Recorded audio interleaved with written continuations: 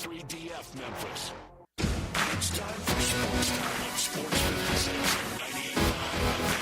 Memphis Power Sports Time is brought to you by Francis and Memphis.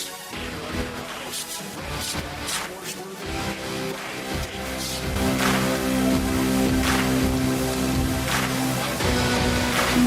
Welcome into Sports Time. Bryant and Brett with you live and local inside our Family Leisure Studios. Landon Schmidt producing. We're Sports Time. We're with you for the next 3 hours. A lot to get to today, including a lot of baseball action, Major League Baseball, but also college baseball as we had the final night of the regional rounds. A lot of teams punching their tickets to the Super Regionals, including the upset Murray State last night over the Ole Miss Rebels. A couple SEC teams, LSU and Tennessee, advanced to the Supers last night as well. We'll talk about that. We'll talk MLB baseball. We got to talk NBA Finals. Also, the big news coming out just about an hour ago. Tom Thibodeau fired by the New York Knicks. So plenty to get to over these next 3 hours. Got to talk some NFL and college football as well. But before we do any of that, Brett, how are you this afternoon?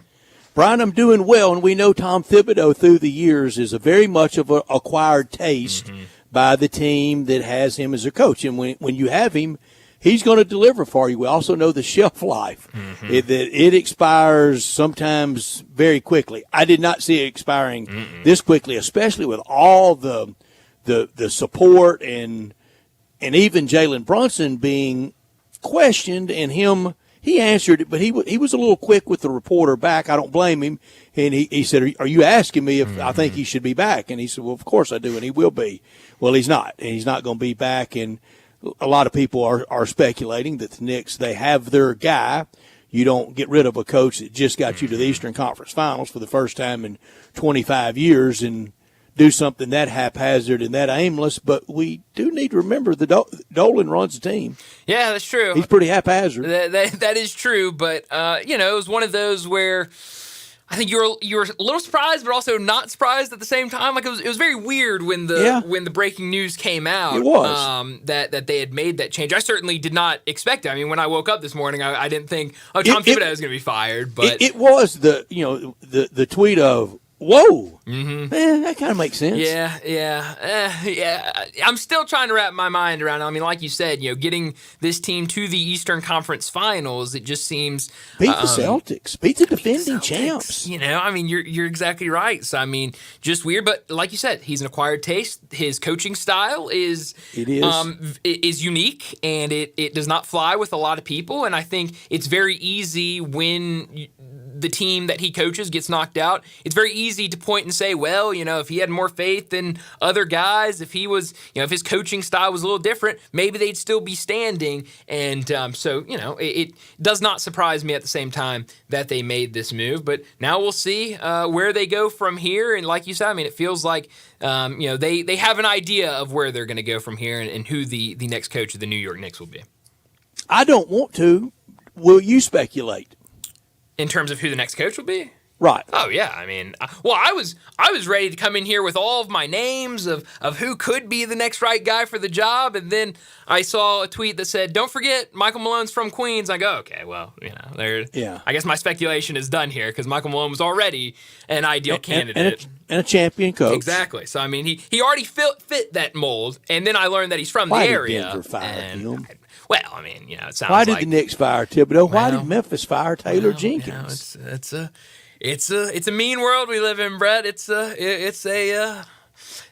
It's ruthless, I guess, and we're kind of seeing that play out this year. But yet with all Willie the changes. Green has his job. Well, yes, he does. It's a weird league. This league, it is, and now in coaching seniority with the Popovich retirement. Eric Spoelstra 1, Steve Kerr 2, Billy Donovan 3.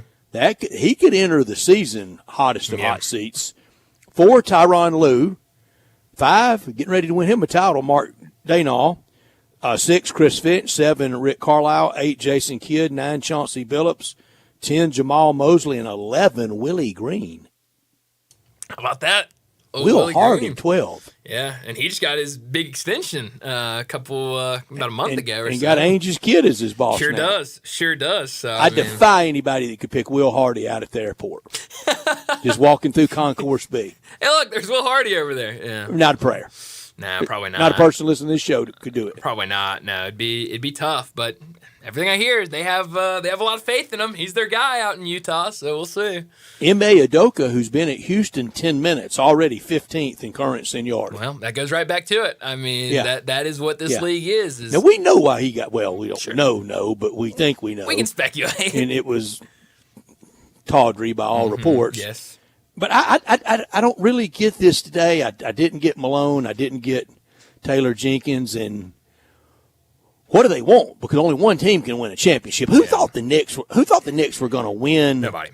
a series? Yeah. Much less go to the Eastern Conference Finals. Well, now we know almost undeniably that if he had lost in the first round, he'd have been out. Oh, he would have been quicker than this news if they had lost in the first round. But It'd been out 8 weeks ago. yeah, I mean, I think ever since we've really been talking about the Knicks and what this season was, and them being eliminated, and certainly now this news, I always go back to during the season, and I remember having these conversations with Keith Smith, who will join us on Thursday, and we'll certainly ask him about all of this. But I remember him telling us multiple times that in the Eastern Conference, it's Boston and Cleveland are in their own tier at the very top. There's a big space, and then it's the Knicks as the third best team. I mean, not even in the same category as those top two teams during the regular season. And, I mean, you saw it. There was the record that was floating around. I don't remember it now off the top of my head, but it was something like they were 1-9 in 10 games against Boston, Cleveland, and OKC. They just really struggled against the top teams in the NBA during the regular season. But, hey, they get hot at the right time at the end of the season. They get into the playoffs. They beat Detroit. They get lucky against Boston with those 20-point comebacks. And then, next thing you know, they're in the Eastern Conference Finals. So, I think exceeded expectations, certainly. And that's, again, kind of coming back to why make this move right now, other than you see the coach that you think can take you to that next level out there on the open market, and you say, we can't miss this opportunity. We've got to go and snatch him up. And they may and probably will wrap it up pretty quickly with Michael Malone. But if they don't, because a year ago, a lot of people thought Hurley was leaving UConn for the Lakers, and the Lakers had a plan B that worked out pretty well in J.J. Redick. So, you just wonder if the Knicks with Leon Rose and Dolan and the people that call the shots there, if they have a plan B. I just don't think the Knicks, even with maybe some regression coming next year for the Celtics, I just don't think they get into that tier. Yeah, it's a good question, and I that might be. Maybe they look at this and say, "Hey, we got on that hot run at the end of the season. We make it to these conference finals, but pretty much the entire year we saw that this team was not one of the best teams in the Eastern Conference, not one of the best teams in the NBA. We got to make a change here, and I would not be surprised if they make a couple changes to that roster, and go." And kind of not completely rebuild by any sense, but kind of reshape what this team looks like. And I get, that would certainly start with a new coach. And I think that's what we're seeing right now. You've had to have heard what I've heard. If you can't win it with Jalen Brunson and Karl Anthony Towns, you've heard that they can't win it with that being the top two options. Well, if that's the case, then can Memphis ever win it with Ja Morant and Jaren Jackson? That's a good question. I'm not a huge Karl Anthony Towns fan by any sense of the word. I mean, I just don't think he's a great player. But it's a good point. I mean, both those guys have shown that they have that star level. It's just, can they get to it at a consistent basis? And our general manager doesn't think. Yeah, exactly. That they can win with that. He even said, "Yeah, they're not close. We're not close." Yeah, I mean, I don't know if you can win with those two guys, and I guess you're right. If you don't think you're close, then that would make you question: can you win with those two guys with the Grizzlies?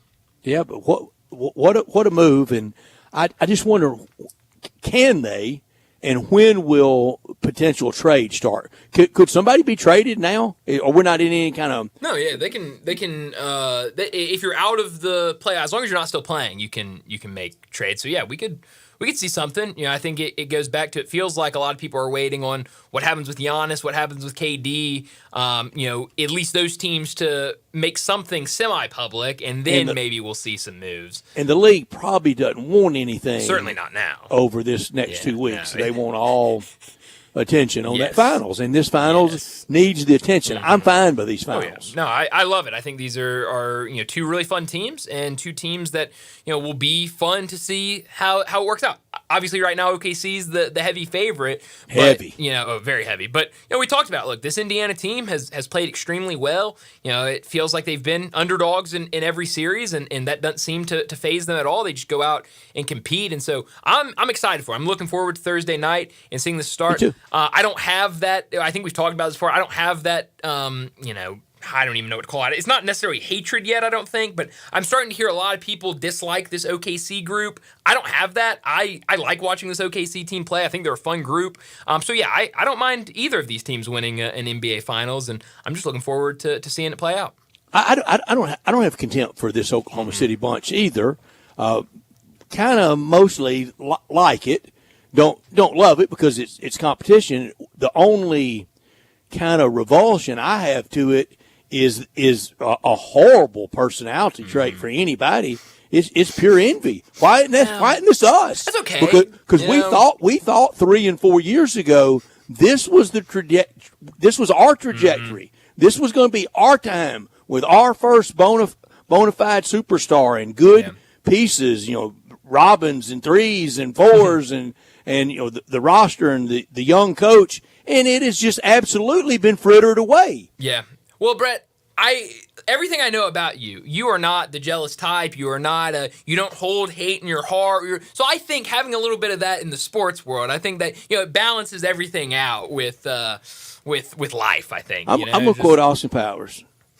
Only thing I hate's the Dutch. There you go. Yeah, I don't even know what that means, but it was funny. Hey, it was movies. funny. But no, I think you're right. We've talked about it a lot. When OKC was in those down years, they're storing up assets. It burns me up. Yeah. We've sat here and twiddled while the franchises kind of burned. Yeah, and I think it goes back to the bigger point of kind of just OKC of, look, when they were going out there and making all these moves for future draft picks and way future draft picks down the road, they became kind of a laughingstock. They became a joke of the NBA of, what are they doing over there? OKC's never going to make anything. We thought we were done with them. Yeah, and now look what they've done with that. They are 4 wins away from an NBA final win and still have a lot of capital stacked up with that franchise. And so you got to give their front office a ton of credit. It took some down years. It wasn't easy for them to get through this, but now very close to that paying off and getting that NBA final. And I think it's very easy to sit there and go, just a couple years ago, just a year ago, 2 years ago, you thought that you were at their same point, if not past them. And then kind of that regression we've seen with the Grizzlies, and on the other side, OKC just soaring to the top of the Western Conference. Another thing that really causes me unease in general around town about the body politic of our sports media is our seemingly lack of any questions we want to ask that might irritate Grizzlies brass, whether it's about funding for the building, when's it going to start, hardcore plans on things. And I'm going to bring it up in a few seconds in my top story. Oklahoma City's got $1 billion arena they're going to move into in a few years. That's right. They're second one in that town. Crazy. Second arena. Yeah. Can you imagine what it would take if we needed to, had the impetus to have a new arena here? I can't even wrap my mind around it. It'd be a mess. It's hard enough to get the one we got.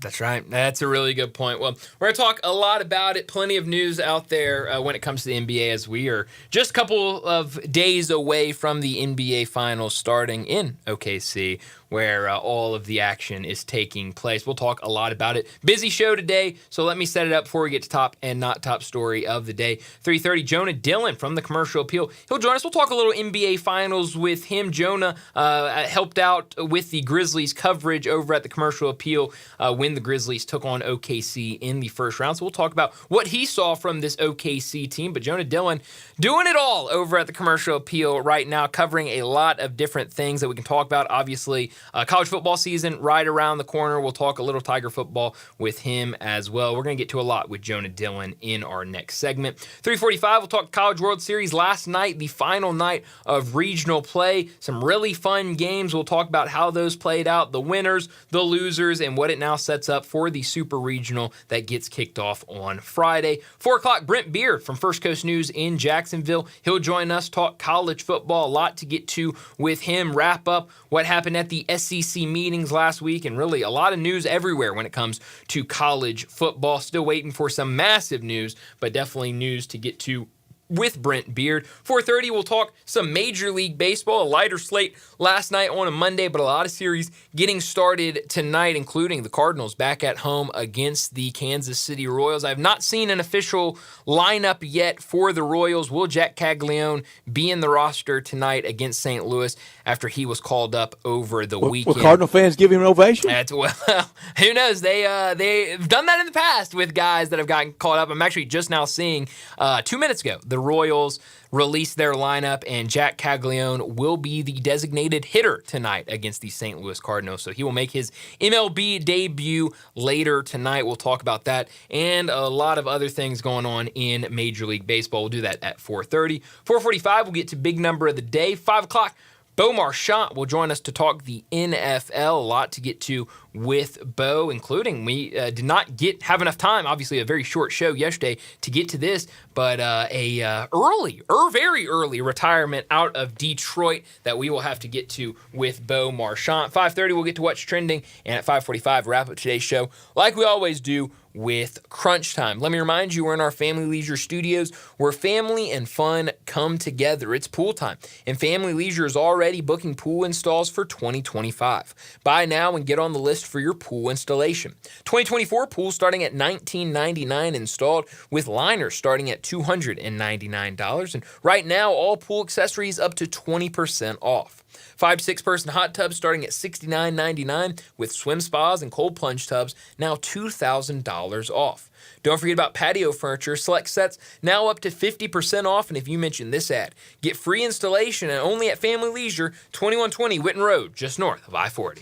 We're Sports Time. We're with you till 6 o'clock today. He's Bryant, I'm Brett, and we want you to join us by texting or calling 901-360-8255. That's the Sissy's Log Cabin text and talk line. All our guests will appear on the Sissy's Log Cabin guest line at 901-360-8255.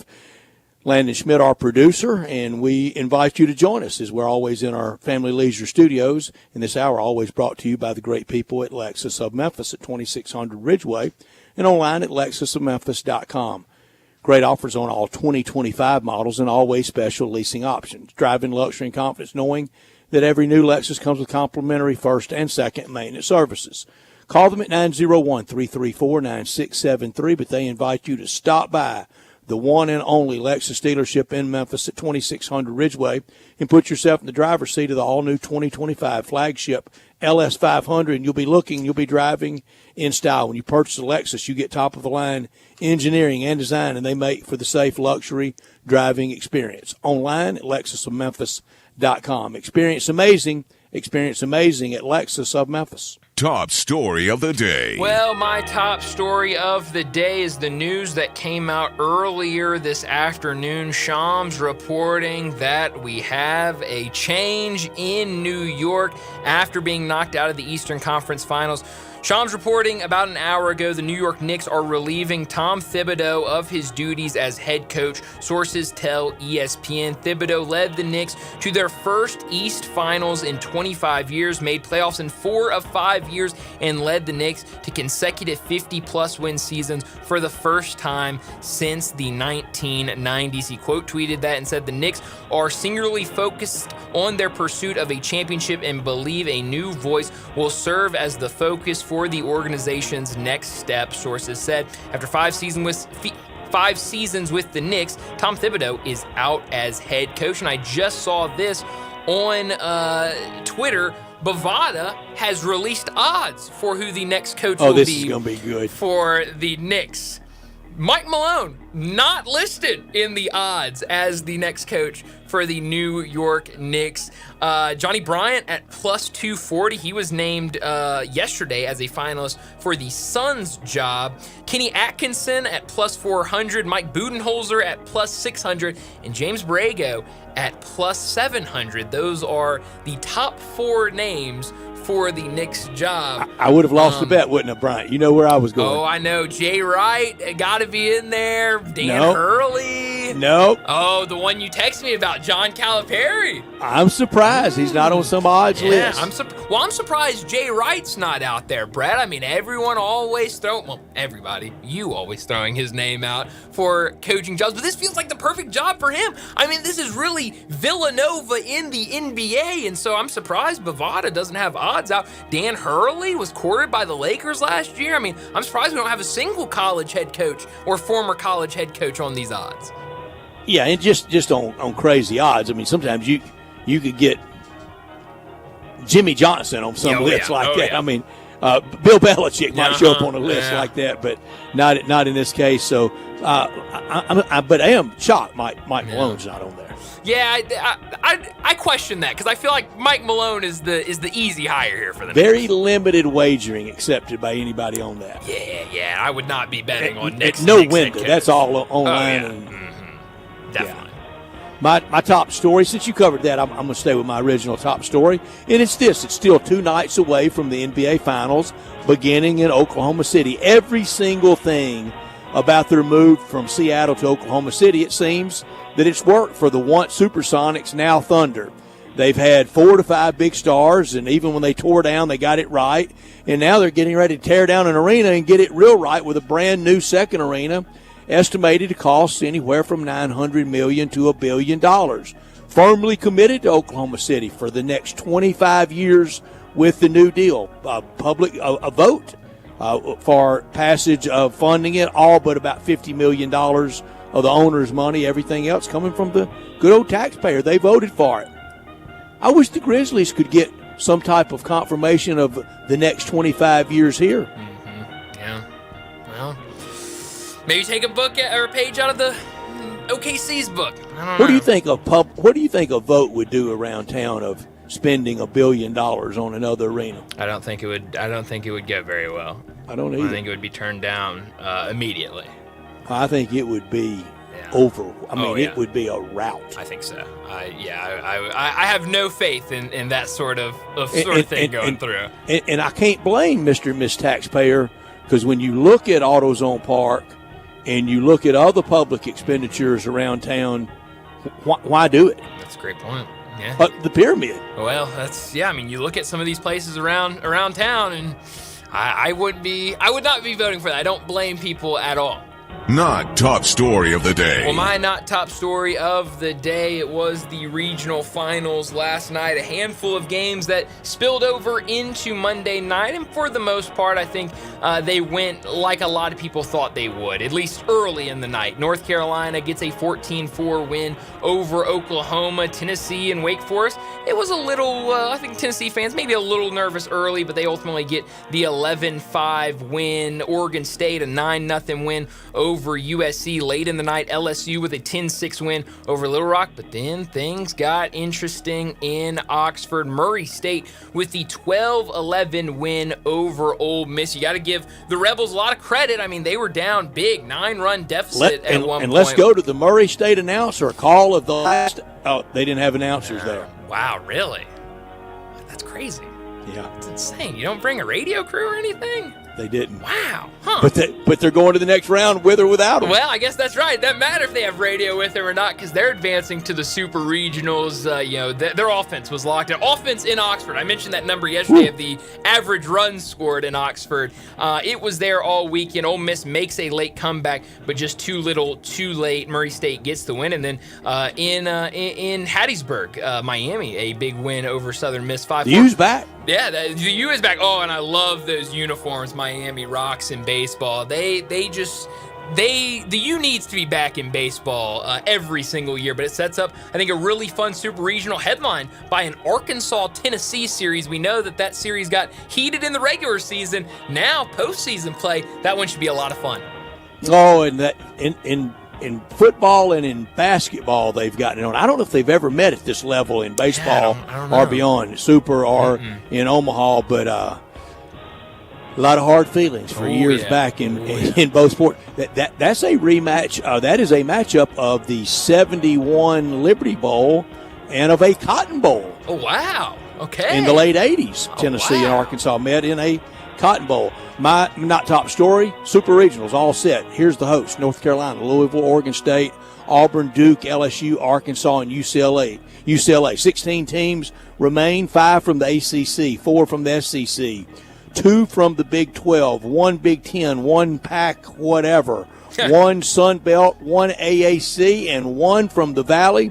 And here, I can simply explain to you why Ole Miss lost. You ready? I'm ready. You scored 11 and lost.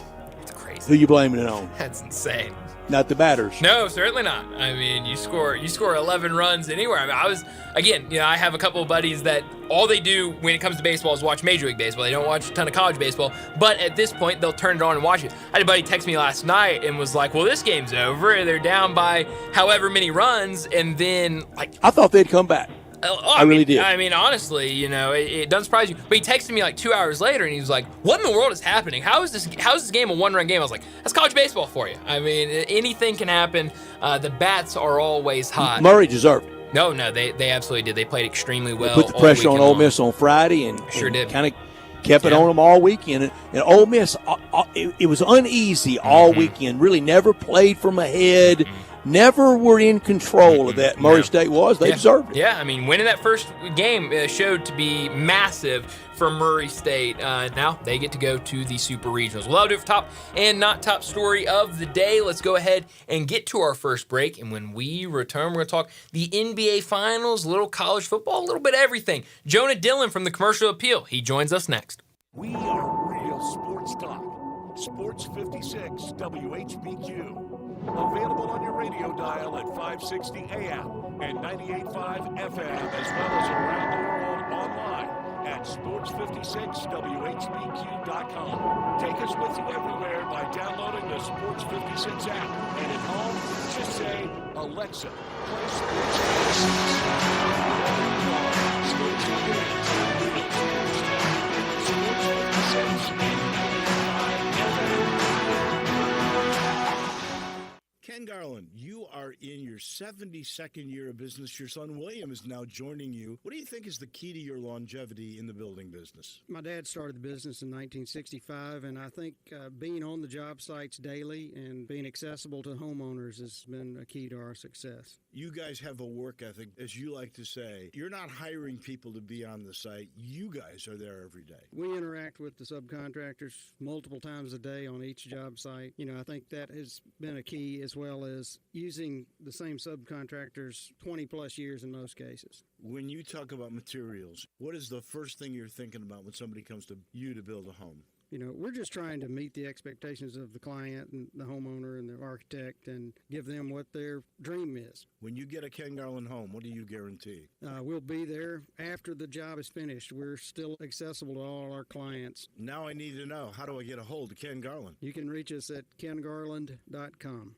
One thing Bell Tavern can say with confidence is that you won't find a better selection of bourbon, whiskey, and scotch anywhere else in Memphis. Maybe anywhere. With signature cocktails like the 3 Whiskey Old Fashioned, the Barrel Aged Manhattan, and the Spicy Margarita, paired with the whiskey flights like the Tennessee Bourbon Flight and the Maker's Mark Flight. There are more amazing drink options at Bell Tavern than you could possibly work your way through in one visit. In fact, it would take many, many visits to Bell Tavern to even make a dent in the extensive selection. Grab an Uber and head to Bell Tavern. Nestled in the heart of East Memphis, located corner of Park and Cherry, is a beautiful residential neighborhood. I'm here at Town Village Audubon Park interviewing a new resident, Carolyn. Share with us why you chose Town Village. Well, if your parents or special friends need to make that big move, let me share with you my experience. It was tough for me to leave home, but then I discovered Town Village. I would like to highly recommend Town Village to you and your loved ones. After looking at all the amenities and meeting all the people and staff, I was hooked. From restaurant, bistro, 3 meals per day, housekeeping, transportation, security, health care, physical therapy, exercise room, and even a heated pool and spa. Come see us and make your new home in Town Village. Visit us and call Daniel at Town Village Audubon Park at 901-374-7342. There's no place like home, Town Village. This traffic report is brought to you by Millington Weight Loss. For more information, call 901-436-0272. Listen each and every Sunday morning at 11 to join Ottawa Presbyterian Church for worship. Ottawa is a PCUSA church in downtown Memphis. Sports 56 traffic. Good afternoon. It continues to build with a little bit more volume in the last 10-15 minutes, trying to sneak out of Midtown on 240 South here at South Parkway, going outbound on Sam Cooper. Not too bad right now. It's moving at the moment. 240 as you get onto 385 Bill Morris Parkway, continuing out towards Collierville. Weimer's Jewelry, serving Memphis now for what? Over 40 years? Go by and see them and shop local at Weimer's Jewelry, 7525 Highway 64. I'm Commander Chuck with your on-time traffic. Now, back to Sports Time. Sports 56 This hour is brought to you by Lexus of Memphis. Let's start sports with Brian Davis.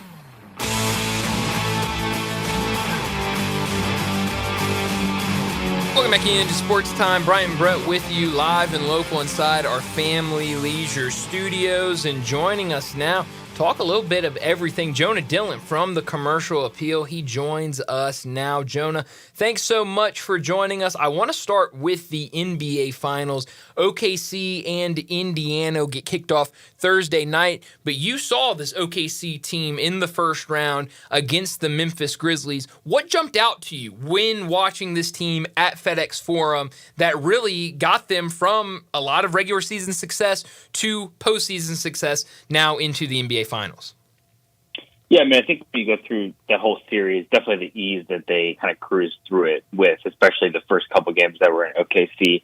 The depth that they have is really impressive, right? Like, you kind of take that for granted, I think, in the regular season, because a lot of teams lean on their bench more, but then to see the way they've done it in the playoffs and the way they can have different guys step up on a game-to-game basis, that's been really important for them, obviously, throughout the playoff run.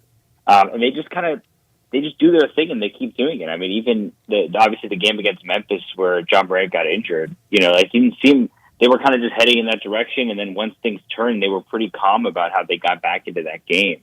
And I think throughout the series, they kind of just imposed themselves, and they didn't really have to get out of first gear. I think that's just a credit to the dominance they've had throughout the regular season and then through most of the playoffs too. Jonah, I missed on the Thunder. I saw them both regular season games here and both playoff games, and I saw a very prodigious team, but I didn't think they were that kind of behemoth, and I've missed on it. I thought they would stumble even before the conference finals level, and I thought experience would get them. When now they're in the finals against a team that is lacking in experience about as much they are. I know that Indiana has Pascal Siakam, who has championship pedigree with the Raptors, but there's not a lot. This is really a lot of newbies in the postseason. Do you think this is a cakewalk? Do you think it's easy for Oklahoma City over Indiana? Not necessarily. I mean, like you said, I think Indiana's been really impressive. It makes sense to call OKC the favorites given how dominant they've been throughout the whole season. But I think it's fair to give Indiana a chance because they've got something going, and kind of similar. They've got a specific way that they play that people haven't been able to figure out yet. Right? They've cruised through. They keep beating teams they're not supposed to beat, and they keep doing the same thing, really. And when you're that defined in terms of what you want to get to as a team and how you want to play in your pecking order and the way that Tyrese Halliburton has been playing, like it's going to be hard to beat them. And I think that they are going to present some challenges for OKC. And it's going to be interesting to see how they meet that, especially like how OKC defends against Indiana. If they can find a way to stop them, especially in the first two games, I think OKC is going to have a good chance to win. And I would obviously, like I said, make them favorites. But I think there's reason to be excited about this finals. It could be interesting. You mentioned the jaw injury. We know it ended up 4-0. It was the only sweep Oklahoma City had so far in the playoff run. Do you think that series would have turned out radically different if Ja hadn't have been injured? I still think OKC would have won. Obviously, I think Memphis would have won that game, and then it would have definitely created some intrigue for Game 4 if it was 2-1, and Memphis knowing that if you do make it 2-2, then you kind of get things back on track and you've gotten yourself a real shot, right? You saw in this series with Minnesota, if the Wolves had won that Game 4 and that game was in the balance until the final second, that series would have been interesting going back. It was kind of over once they lost that game because that was clearly kind of their best shot. I still think the Thunder probably would have won the Grizzlies series, but it definitely would have been competitive. Like I said, that Game 4, I would have expected it to be close throughout the game. And I think then you would have had a different taste in your mouth if you're a Grizzlies fan coming out of the season, even if they had lost in 5 games. If you've been competitive, had a blowout win, and then kind of gone toe-to-toe with them, especially after the way that series started, I think that would have given people a lot more positivity and hope going into the offseason. Do you think that taste is a taste of bloodlust of blow everything up, or do you think it's the fans' point of view? Do you think, or it's more measured and incremental? Where do you think the fan attitude is? Well, it's hard. I mean, like you don't want to base everything off of the end of the season, right? I think that's a dangerous game you see where like teams lose in the playoffs, and then we decide that tell Thibodeau that today. Yeah, well, it's like, okay, and it's interesting. You kind of notice it every year in the NBA. The later you lose in the playoffs, the more energy people have to devote towards talking about how you failed in the playoffs, when actually you made it farther than the other teams. It's just that every team that lost in the first round, we had to talk about how 8 different teams were losers, and so there wasn't enough energy for every one of them. Whereas when you lose in the conference finals, suddenly all they want to talk about is how you lost and all the problems with your team. And so it's interesting how that happens with the Knicks, right? But I think it's hard to also gauge with the Grizzlies. Like, yes, they lost. They got swept in the first round of the playoffs. Yes, the end of the season was bad even before the playoffs, but there was a lot of good to take from this season. And so you've got to try to contextualize it in the sense of, okay, they were doing really well. They were number 2 in the West. Things went bad. They fired their coach. Obviously, a lot is going to come down to Tomas Isolo, and is he the man for this job? Because he's the major change they've made so far, and unless there is a huge roster shakeup, which it doesn't look like is going to happen, that's the thing that you've got to rely on to make this thing go differently next season. So it sounds like you think this is going to be this offseason, the moves are going to be a little smaller and not. Do you think any of that kind of core 3 will be moved this offseason, or do you think it will be more pieces around them this offseason?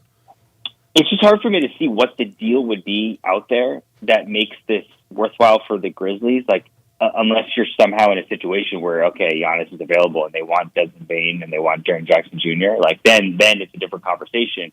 But a lot of the stuff you hear about is like, let's trade one of those guys for a different type of player for draft picks. Well, how is that improving the team right now, right? Because this isn't like a rebuilding situation. This is a situation of everybody felt going into last season like this team was ready to compete and make a deep playoff run, right? You're number 2 in the West halfway through the season. You're expecting to make a deep playoff run. And so I don't know that the market is great for those guys either based on the perception of how they played and how the team played over the back half of the season. And so if you are trying to get off of that, this probably isn't the best time to do it in terms of the value that these pieces have. And so I think that those things kind of together are going to make it hard for any major moves. And so that's why it kind of feels like we're heading into the next season and there's not going to be anything like that. Jonah Dillon is our guest from The Commercial Appeal. He's on our Sissy's Log Cabin guest line. And, Jonah, you've done a lot of stories about all the kind of the sausage making around the funding for FedEx Forum and for Simmons Bank Liberty Stadium, the lack of funding at other places. Bryant and I, we do our top story every day, and mine was the Thunder. They have $900 million to $1 billion committed, no doubt, in a 25-year commitment to Oklahoma City, new building going up. Why does it grind so slowly here? And it got done, and that was a vote. It got done so quickly there. Yeah, well, they found the money really quickly, and the Thunder were clear about this is what we need, and the city said, okay, here's this in the state, and they figured it out. This situation in Memphis, like you said, has been going on for a long time. It's been a years-long process, and it's still a situation where people are talking behind the scenes about what exactly they need and what needs to be done to get a lease, what's the lease going to look like, and how much money exactly is needed for the renovations, and what exactly do they need renovation-wise to make sure that the arena is a place that they want to call home for the next 20-plus years. And it's a lot going on. Obviously, people don't want to hear that it's complicated because they know that, and it's still going to have to get done at some point. But there's still conversations going on right now about money, about how much money there is, because a lot of this stuff in terms of tax revenue, you're kind of projecting, okay, if we have this, we can make this much money, but you don't have the money at the time, right? And so the city has some money left over from the money they got from the state for different renovation projects, and obviously then it gets complicated with the different funding streams. So the short answer is they're still talking about it. The Grizzlies have not publicly said what they want, so that would obviously move things forward if they did. But they're still talking about it, and they're still trying to make sure they have all that money before they come kind of publicly out with, here's the deal, here's the lease, and all those types of things. Mm-hmm. Talking to Jonah Dillon, he joins us from the Commercial Appeal. You wrote a story earlier today over at the Commercial Appeal. I'll just read the tweet that you tweeted out with the story. Is Rory McIlroy going to play in the 2025 FedEx St. Jude Championship in Memphis? Just a couple months out from the event, that's still a question. This is something Brett has brought up a couple of times over the last week or so. What's going on with Rory McIlroy, and what is your feeling right now about if he will or won't be here later this year at the FedEx St. Jude Championship? Yeah, so I didn't even, I realized going back to last November, Rory McIlroy did an interview with the Telegraph, and he said, quote, I'll probably not play the first playoff event in Memphis. So that was last November. Now, obviously that was at the end of kind of talking about his season and wanting to play less in 2025, and so it wasn't necessarily, I'm not doing it, just stop, don't act like I'm going to. But then you see the other things that have happened in terms of he didn't play last weekend. Obviously, that kind of made a lot of headlines. And then the announcement about the change to the format for the FedEx Cup playoffs, where you're not going to have the stroke advantage going to the Tour Championship, which is one of the reasons that you needed to position yourself to be higher, basically, in the standings going into that, which devalues the playoff events, the first two playoff events. Obviously, the first one is in Memphis. And so I think that there is a real question about it. I don't know that we're going to have an answer right away. And I think a lot of those things are they don't just affect Rory McIlroy, they affect other players too. And so I think this is probably something the PGA is going to have to look at in terms of how are they going to prioritize these events and make sure that they have the best players, the 70 best players, coming consistently to those playoff events, well, 70 to the first one and 50 to the second one, because there's a lot going on there for people to think about. And I think it's definitely something that's worth talking about as we get closer to the event. Yeah, well, man, it would be something if you didn't have a major winner, especially a player like Rory McIlroy, that a lot of people... I didn't even know it was in play until about the last 2 weeks, and I'm hearing people with pretty pessimistic about it, Jonah. And then that tweet from, or that quote from last fall, that kind of clearly spells it out. Yeah, I mean, it was weird. I found that the other day, and I was thinking, man, I think we all just missed that when he said it, because obviously it wasn't like he said it to in Memphis or anything, and he didn't kind of spell it out specifically. But he also mentions in the next part of that quote that he played really badly. Right, he finished tied for 68th out of 70 in that tournament last year. He done okay in the past. He did better the year before, but so now it's basically, you got to take that for face value, and then you've got to also factor in what he did this weekend and what he's been talking about throughout this season, because he's clearly making decisions about playing less and not playing in tournaments that people expect him to play in, signature events. And so I think it's a real possibility. Now, they could try to work behind the scenes to make it worth his while, obviously financially, and they may have to do that with a lot of players. But yeah, it's a really interesting thing to think about, and it ends up, if this does continue and he does continue to, there's questions about it. There's questions about the future of the field for this tournament, right? Because if Rory McIlroy were to pull out, maybe other players would too. And then you'd have to talk about how to make sure that that's prioritized going forward in terms of getting the best possible field for that tournament every year. Yeah. Well, that quote, I think we've all been there before. You do something very poorly and you go, I'm never doing that again. I'm never playing that course Especially again. golf, right? Exactly. Yeah. I'm never going back there again. And hopefully maybe time can change some things. Jonah, while we got you here, I do want to talk a little Tiger football. Obviously, off season rolling along, got done with spring practice. I don't think we've talked to you since the end of spring practice. Obviously, the spring game. Your takeaways from that and kind of where this team is a couple months away from the season. Yeah, I think they're in a good spot. They've definitely made some more reinforcements come in during the spring portal window, even after the spring game, which I think obviously we expected, but they needed a little bit of help, especially in the trenches, and you've seen that on the defensive line, a couple of guys coming in. And I feel like they're in a better place there than they were going into the spring. Obviously, you lose guys during the spring, and you've got to kind of be evaluating your whole roster during that period. And then I think when you look at this roster, it has as much talent, more talent than any team in the conference. I'm really interested to see how, as we get closer to the start of the season, we get to media days and we see what the preseason poll looks like, because I think there's a lot of uncertainty in the AAC this year. There's a lot of different teams, and talking to people kind of around the conference, there's a lot of different teams you could make a case for to be picked to win the conference right now. Mm-hmm. And Memphis is definitely one of them, but I don't know that Memphis is going to be picked to win the conference, whereas last year at this time, we were pretty certain that Memphis was, and that Memphis was kind of the clear favorite. Mm-hmm. And so that kind of narrative is going to be interesting, both as we get towards media days, but then also towards the start of the season in terms of how they're approaching a season much differently than last year, because last year was all about the expectations and how are you going to beat this. Now I think there's going to be a little bit more uncertainty, and maybe Memphis has the opportunity to kind of sneak up on people. And so I'm interested to see how they react to that, and then how the rest of the conference reacts to Memphis and their roster as well. Yeah, it's going to be a lot different. I thought it was interesting, the FPI forecast you tweeted out earlier, and just the drop-off. Tulane with a 24.3% chance to make the playoffs, and then down to Memphis at 6.5. I mean, that's a huge drop-off. And then you get down to some of those other AAC teams that are around 3.6, 2.2. So it does feel like kind of this conference, it's kind of all over the place right now, but we'll see, especially as we get closer to media days and the start of the season, what that looks like. Jonah, as always, so much fun getting you on here, chatting it up, and we'll do it again soon. Yeah, thanks for having me. Thanks, Jonah. Thank you, Jonah. Great seeing you Sunday at the Showboat game. Jonah Dillon, our guest on our Sissy Log Cabin guest line from the Commercial Appeal, and we look forward to, in football season, having Jonah back with us every Monday, wrapping up the weekend, talking the Tigers. But he can cover a lot of sports and covers it all very well.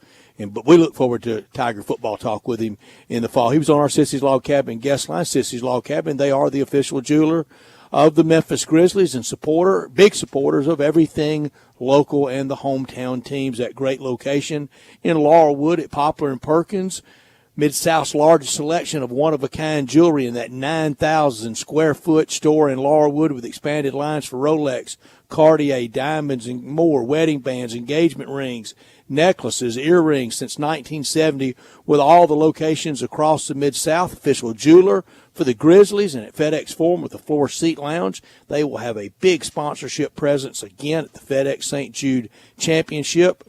They are local. They are part of the fabric of the community. They have really exceptional service, unsurpassed value, expansive selection, and an extraordinary shopping experience, because life's too short for ordinary jewelry. It really is. You talk about everything that Jonah Dillon is covering over at the Commercial Appeal. I mean, it really is incredible. All the guys over there in the sports department for the Commercial Appeal. I mean, Jonah, just in the last couple of weeks, Tiger football stories, Showboat stories, golf stories. I mean, Grizzlies coverage. I mean, a little bit of everything. DeMichael helping out with a bunch of things over there. Jason Munn's helping out with a bunch of things. I mean, they have some extremely versatile writers over there at the Commercial Appeal. Very fortunate, and they all do such a great job. So, yeah, always fun getting those guys on, especially Jonah Dillon. You're right. It won't be long before we have him every single Monday talking Tiger football. What do you think last year at this time Boise's FPI percentage was to be the representative of the power. That's a really good question. I was wondering that earlier, especially where the Tigers was. I know that theirs was much higher last year. I think it was probably around the same. It felt like last year it was Memphis and Boise State, and then kind of everybody else. So maybe a little higher, but it definitely felt like kind of in that range of the high 20s, maybe low 30s. Obviously, coming down a little bit without Ashton Genty, but I think it was kind of around there. Maybe in the 30s, if I had to guess, but certainly close to there. Bryant, you're going to have to medicate me when the news breaks that Rory's not he's not going to be here. Yeah.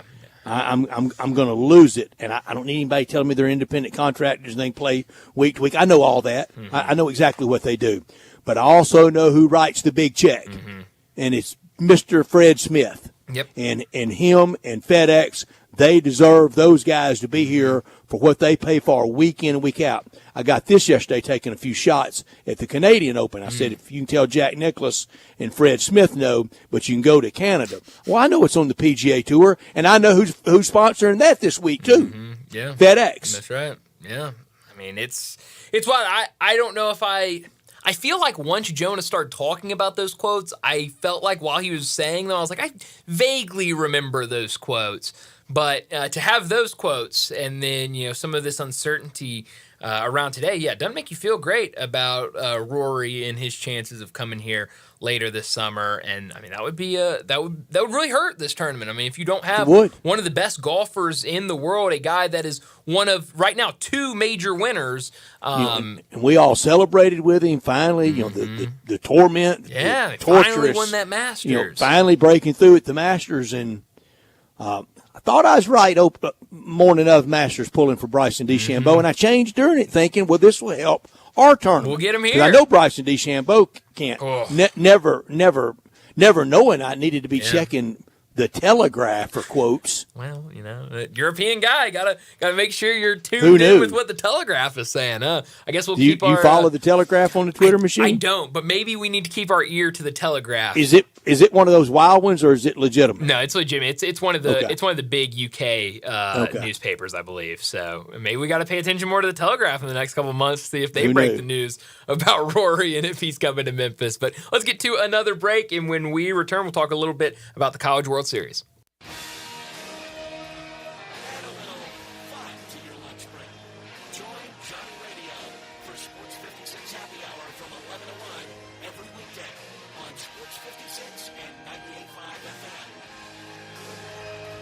I think a lot about golf, and when I think golf, I think Miramichi. Did you know Miramichi Golf Course offers membership? It's a great way to play more golf for less out of pocket. Their memberships run for $300 a month plus tax, and that includes unlimited rounds and range balls, no extra card fees, priority tee time booking, and discounts in the pro shop. Oh, by the way, there's no initiation fee. Miramichi green fees, they'll allow you to choose the right rate at the right time on the right day for your needs. If morning tee times are more important, you can book up to 14 days ahead of time to reserve your spot. If rate is more important to you, there are discounted evening rates available that you can choose from. Miramichi is now open on Mondays, and you'll find the lowest rate is on Thursday. Sometimes you just need to escape the hustle and bustle of life. Miramichi Golf Course provides just the right place to solve that need. The name Miramichi means place of happy retreat. When you need a quiet, peaceful round of golf, please make your way to Miramichi.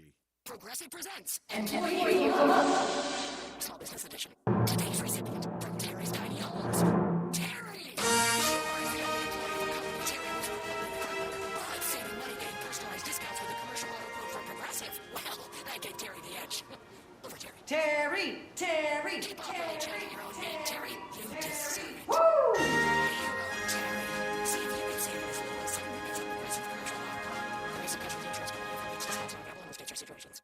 Hi, I'm Glenda Hastings, owner of Napa Cafe, and I want to thank you for making us part of your dining experiences. Treat yourself tonight with a delightful dinner. Maybe start with an appetizer like our baked sweet peculiar peppers stuffed with goat cheese and mozzarella, finished with basil pistou, and move on to one of our cozy dishes like the double chocolate stout braised boneless beef short ribs with tonkatsu sauce and creamy mashed potatoes, or a fresh seafood dish like our pan-roasted ginger buttered sea bass with cilantro soy vinaigrette. I get hungry just talking about it. Don't forget about dessert, our famous sweet buttermilk pie with brown sugar sauce, or drink your dessert with one of our signature dessert cocktails, like the lemon cheesecake martini, lemony, icy, frothy, and dusted with graham cracker crumbs. Napa Cafe, open Wednesday through Saturday for dinner starting at 5 o'clock. For reservations, visit our website at napacafe.com. Come join us. We can't wait to serve you. Congratulations to Napa Cafe, celebrating 27 years of great food and service for you. Napa Cafe. Now back to Sports Time on Sports Witnesses. This hour is brought to you by Lexus Service. Here are your hosts, Brett Stark Sports Movie, Brian Davis.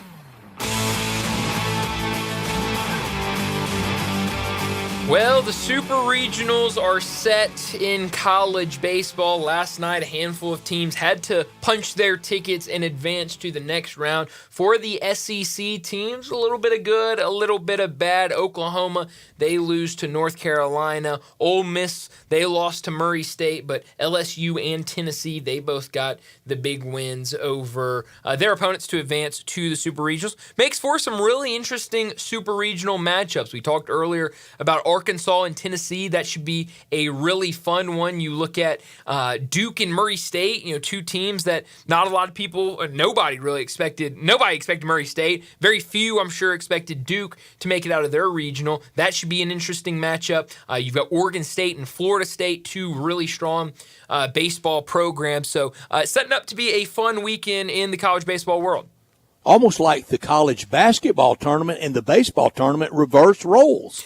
The SEC became the behemoth in the basketball tournament when it's normally the ACC. And usually in College World Series, it's the SEC. And now you're seeing real prowess from the ACC. All right, get out the grade books. Oh, geez. You ready? Okay, all no, right. No pluses, no minuses. All right, Landon. here we go. You too. I was not prepared for this. Here we go. SEC's grade for up to this point for this first round at the regional level. What was their grade? I'll give it a B. I'll give it a B. Boy, I'm in the same boat with the B. I wish I'd had y'all as my teachers. I mean, it's a big flat F. Is it? Yeah. I mean, why though? I mean, you still have plenty of teams left standing.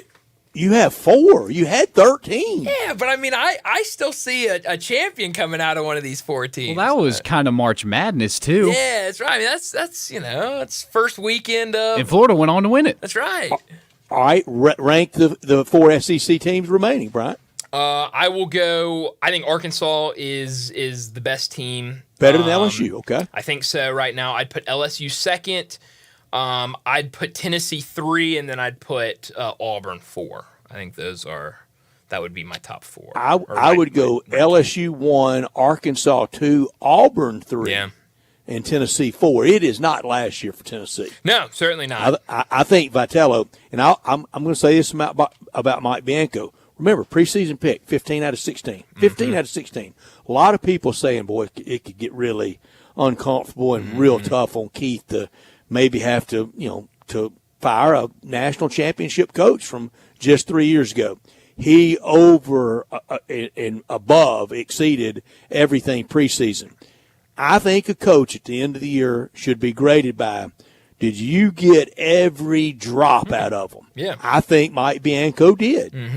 I completely agree. I mean, when you have that meeting at the end of the season as a head coach with your AD, you should be graded on the season as a whole and what you accomplished and what you did. And I think Ole Miss before the season, not a lot of expectations at all. Missed the tournament altogether last year, and so to come out there really compete hadn't been since 22. Exactly. Since and when? So and didn't even make the SEC tournament last year, if I remember correctly. So I mean, no postseason at all. And so to come back this year and not only make the tournament, make the SEC championship game, host a regional. Didn't work out like you wanted to in regional play, but yeah, I think. But you got to finish that comeback last night, don't you? It was a little late to start the comeback, But, I mean, I thought once we were in the, 7th inning, 8th inning, and, they had cut it to a 1.2 run lead, I thought they were going to do it. I was telling people I was with, all right, here it is. Ole Miss is going to win this game, and just, couldn't finish it. But, I got this morning from a very observant person, been in sports, knows it well. And he texted me, he said, so he said, not a person, but a thing. Who's the happiest thing about LSU advancing? It's a good question. I said TV. He said no, and he was right. Omaha. Oh, yeah. Yeah, for sure.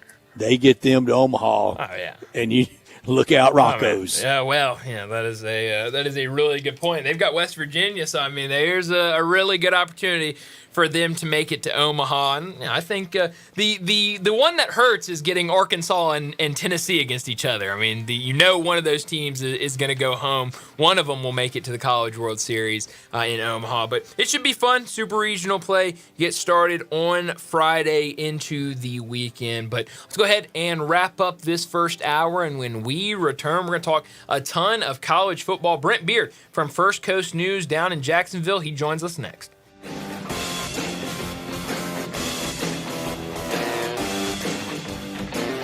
That's the whole point. It's a secret. Why does Central Barbecue feel like they have to keep the ingredients of their dry rub a secret? Because it's just that good. If people could find out the ingredients in Central Barbecue's dry rub, they could reverse engineer it and make their own Central Barbecue dry rub. Reverse engineer? These aren't state secrets. They may as well be. This is serious business. Central Barbecue already tells everybody that they slow smoke their meat for a full 24 hours over hickory and pecan, and that there's never any sauce in the pit. They're giving away too much information as it is. They're not giving away secrets. It's advertising. They're boasting about those things. You are so naive.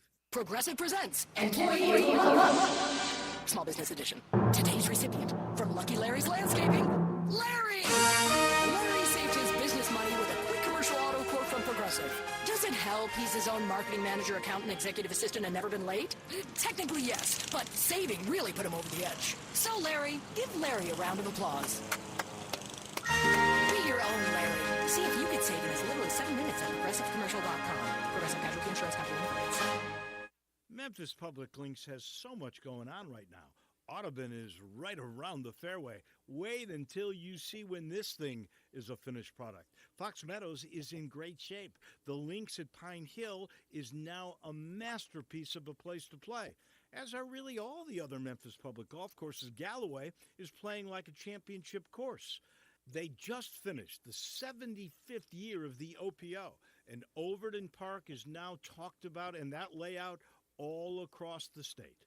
And by the way, folks, it's so easy to make a tee time. The hard part is getting your buddies to pick their time. You go online to memphispubliclinks.com, select your course, then grab your tee time. Simple, easy, and incredibly convenient. Also, on the website is a schedule of upcoming events. There you'll find something that will interest you. Again, if you want to book a tee time or find out more about tournaments or other events at any of the great Memphis public golf courses, go online to memphispubliclinks.com. This traffic report brought to you by Triangle Meat Company, feeding Memphis since 1967. Open 8 to 5, Monday through Friday, 4790 Summer Avenue. Trust Triangle Meat Company. Good afternoon. Still trying to clean up a couple of wrecks we had out here earlier. It's still moving fairly decent over here on 55 between McLemore and South Parkway. There has been radar, at least it was earlier, on I-40 out towards Forest City through that section of Arkansas. So be careful out here this afternoon. You're going to see a lot of radar this summer, that's for sure.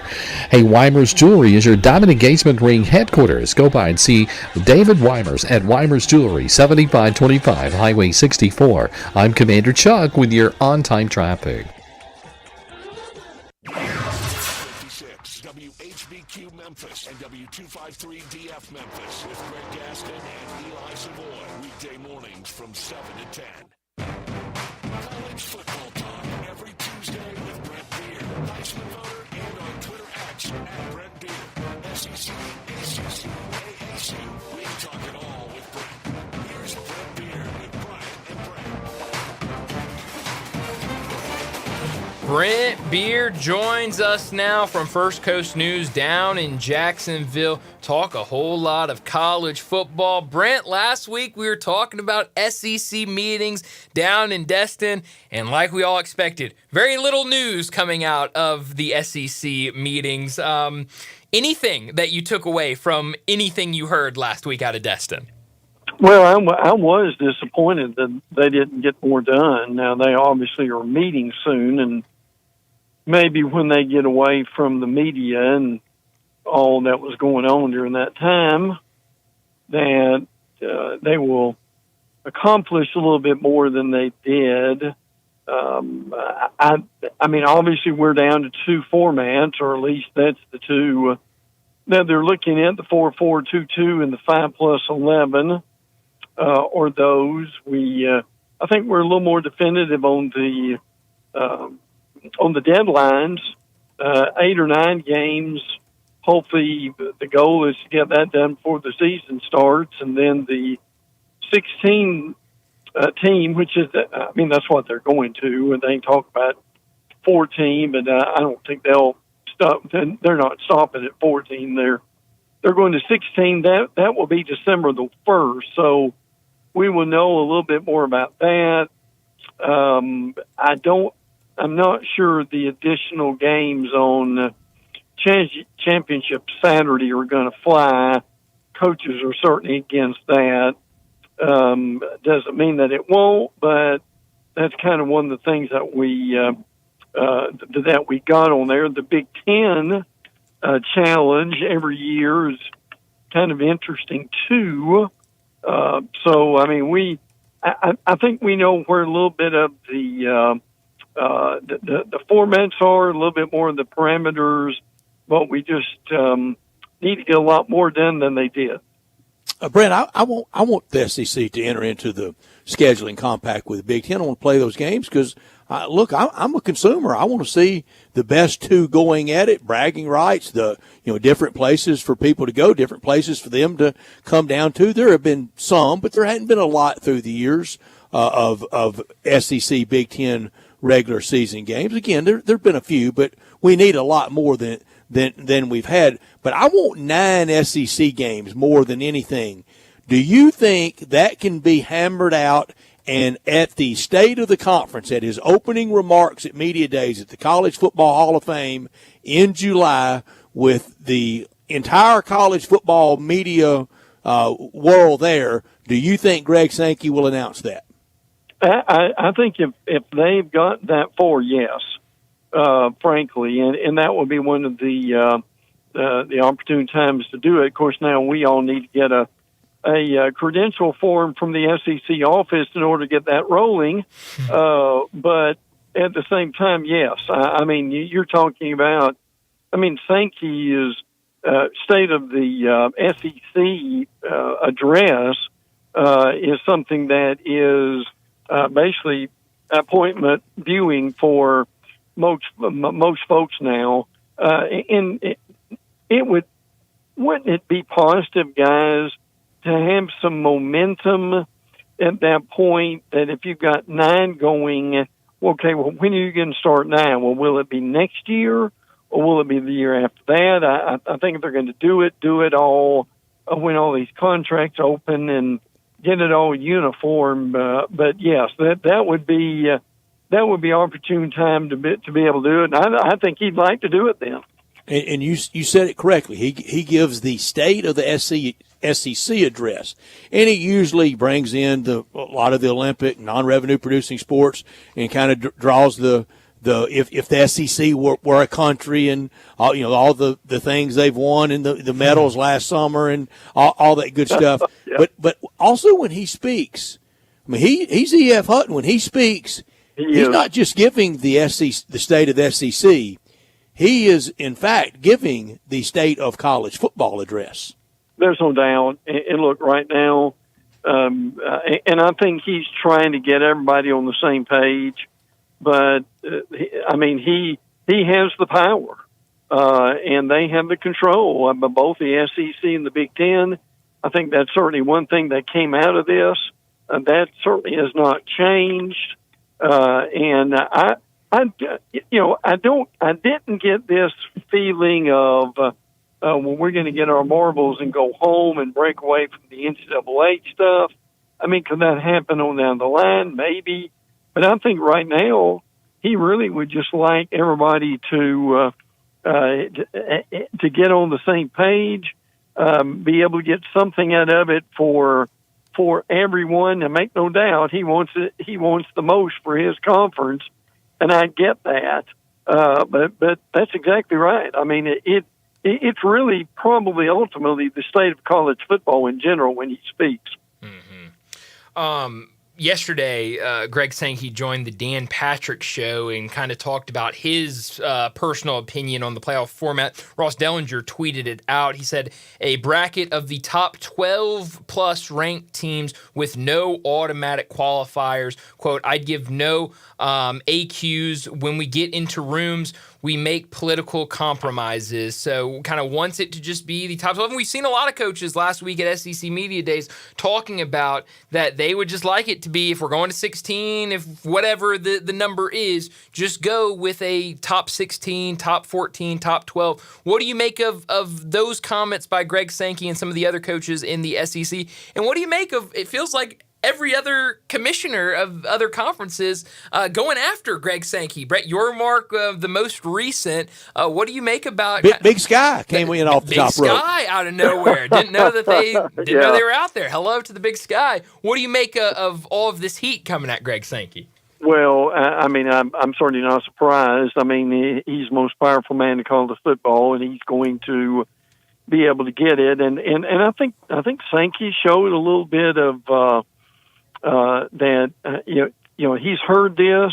I think he's trying to deflect some of it off of him, but he's the one that's taking the heat. Now, one thing Brett has said for several months, and I'm really on board with this now, is I mean, we're worried about 4-4 for the SEC and the Big Ten, and then we get and obviously the Big 12 and the ACC, they got 2-2. That's in the 4-4-2-2-1 model. But I think you're hearing, and I agree with Brett on this, give us the best teams. It doesn't matter what conference they're in necessarily. I think that's what people want. And if they get that, I think they'd be a lot more satisfied. I want to hear from the first person that doesn't want meritocracy in the college football playoff, and I want to hear that person go, no. If I'm going to have brain surgery, I want to go to the sixth worst doctor. Yeah, it's good. Yeah, that's a good analogy. But I think that's growing. You heard that from some of the coaches. I think you've heard that from some of the commissioners. And why not? I think that. And look, here's the thing about the reality for that too, guys. If now, whether you call that the 5 and 11 or whatever you call it, if you get the 16 best, I mean, you're going to have the SEC, instead of being guaranteed 4, I mean, they could get 5 or 6 teams in during that time. But the other thing Brett said, and I agree with this too, is what will be wrong if you've got certain years to where the ACC's got 5 or 6, or the Big 12's got 5 or 6. I mean, is that going to happen soon? I don't know. I kind of doubt it. But the point of that is, if you've got another conference besides the SEC or the Big Ten that it's their year, why not reward them for that? Step right up. If they do, they will, and I think absolutely should be rewarded. We're visiting with Brent Beard from First Coast News down in Jacksonville. He's on our Sissy's Log Cabin guest line. He's with us every week talking the world of college football and college sports. And we're getting close to SEC Media Days, and we've got magazines coming out. And one of my favorite part of kind of summertime scheduling breakdown are trap games. And when you see Alabama at Mizzou as a trap game, you know what that tells me? Nick Saban's retired. Good point. Now I give Mizzou credit. Eli Drinkwith they can surprise some people in Missouri, particularly if the weather is in their favor. Now you don't have Schroeder at running back, and you don't have Brady Cook at quarterback. So you don't have Burden back. Oh yeah, that's an issue for them. But yes, the Tramp games are always interesting. I mean, I think Florida's Tramp game was South Florida or something like that. But look, that's your reality. And guys, one of the things that is really starting to get people's attention is that third Saturday in the season where you've got like Georgia and Tennessee that you normally see in November, and I believe Florida LSU is then. I mean, just really, it's unusual to have that many good games early on. And by the way, I have Athlon in my hot little hands as of about 2 hours, and I'm about as happy about that as I can be. Very good. I'm going to have it tomorrow. And Brian, you're going to have it Thursday. All right. The next time I see you. If you see a magazine, don't buy it. You know I'm good for the mags every year. You're right about that third Saturday. And, Brent, we can remember a lifetime ago when Georgia, Tennessee really was a kind of a early thing. Yeah. We can remember when Tennessee and Auburn was an early thing. We can remember when Tennessee and Florida was an early thing. Now Tennessee, Georgia is an early thing, and Tennessee, Florida is a late thing. Well, it's incredible, and Brent and I remember this because we have been there covering it. But Florida, Tennessee was a CBS SEC opener after their help me, Brent. After their 2 weeks of the U.S. Open tennis, on that third week, it'd be Phil Fulmer and Steve Spurrier, and look, to their credit. The winner of that game usually won the East, right? Yeah, and it was usually Florida. Yeah. Oh, yeah, absolutely. So and when Tennessee did win it in '98, they won it all. They sure did. Oh, yeah, absolutely. Brent, what did you make of the news last week that the College Football Hall of Fame has changed their criteria from the 60% win percentage to 59.5%? That makes Mike Leach eligible. That will go into effect in 2027. Also, Les Miles now eligible for the College Football Hall of Fame. Well, particularly for Mike Leach, guys, I'll be honest with you, I love that. And when you're that close in percentage. See, here's a thing with Leach. I know Leach didn't win championships necessarily. Leach was a change agent, frankly, to me in college football. He was revolutionary. He was bigger than the game in many ways, and what he did for college football at more than one school, I think, was just mammoth. And I was elated to see that he richly deserves to be in. Look, there are guys. How can I put this? There are guys that with their demeanor, they can change the culture.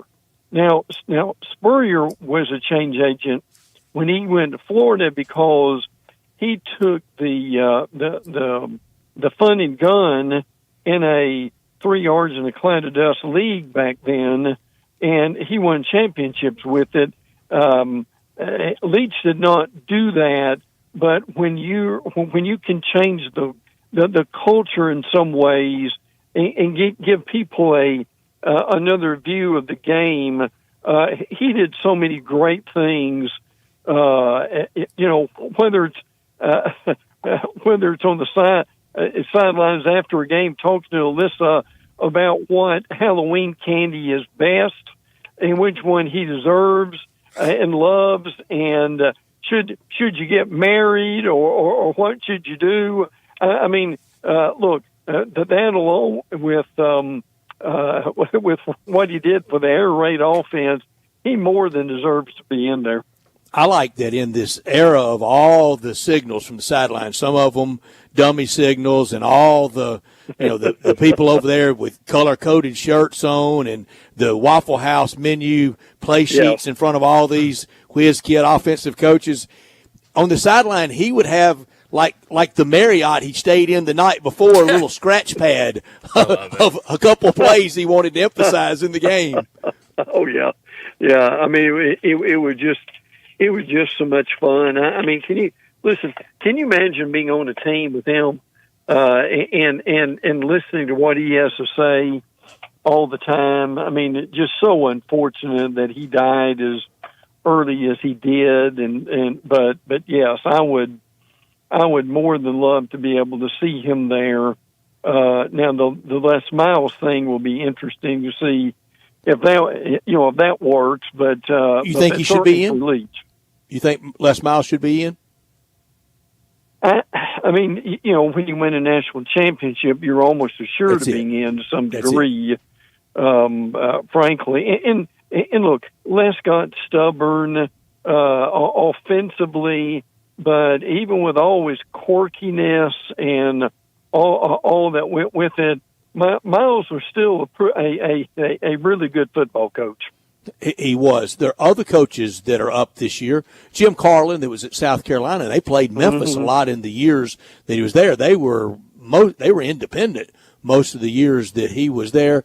Dennis Franchione is on the list, and Tommy Tuberville's on the list. Yeah. If it was up to you, Brent Beard, in or out of the College Football Hall of Fame, do you think Tommy Tuberville should be in or out?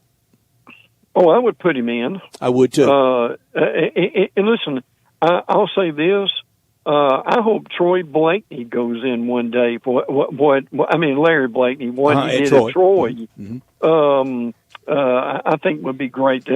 Larry Blakeney was at Walker High School, and Brett and Brent Beard were in his homeroom together. And listen. We had Did y'all behave? I know you didn't. Oh yeah, we had no earthly idea that Larry would have that kind of success. He's in the some of the Hall of Fames in Alabama, obviously in Troy, but this is a good opportunity for, and it may be a while for guys like that to get in. I mean, they paved their way and really done some tremendous things in football. Was he on the coaching staff? Was he head coach of the Vikings? Yeah. Matter of fact, yeah, he was. As a matter of fact, he was a good high school coach. Then obviously goes to Auburn. Was he Lenny Patrick's coach? Yeah, because Lenny. When Brett and I were there, yeah, Lenny was there. So. But look, that's the memories that flood back with that. But Larry was a good person and a good coach. Wow. I know the big day for North Carolina football was just a few days ago. June 1st, Bill Belichick's buyout dropped a ton. Nobody ready for football to start more than North Carolina. I mean, they're ready to get on the field, let all this stuff play out, and get all this stuff Belichick behind them. Ready for football to start? That's the question. Really? Do you think anything happens now? We're be waiting for this date. Does anything happen in North Carolina now that Bill Belichick's buyout has dropped? I hope that Bubba Cunningham or the school president, Cunningham, the AD, that they've all got together somewhere and they have sat down as adults and just said, look, we have got to get this straight before the season begins. And she needs to know, the girlfriend needs to know her role. She's not an employee here. And it's going to be important that we don't have this as a distraction the entire season. I mean, good call for you, Brian, to mention that. I mean, I don't think he's going anywhere. I think to his credit, he'll stay there. I mean, he may be there to 2 or 3 years. I mean, his son's on the staff. Yeah, I think he'd probably like him to replace him. But they just got to be sure that they're all on the same page, guys, in the situation with the girlfriend that she knows she's welcome there, but she's not running things. So I'm guessing they've had that come to Jesus meeting by now with everybody. More news from the ACC breaking as we speak. Matt Baker reporting that Florida State, Clemson, and the ACC have officially, formally, finally ended their dueling lawsuits. Wow. Settlement process is over. Wow. Well, now look, I still think that Florida State and Clemson, particularly Florida State, at the end of the 5-year deal in 31, I still won't be surprised if they're gone.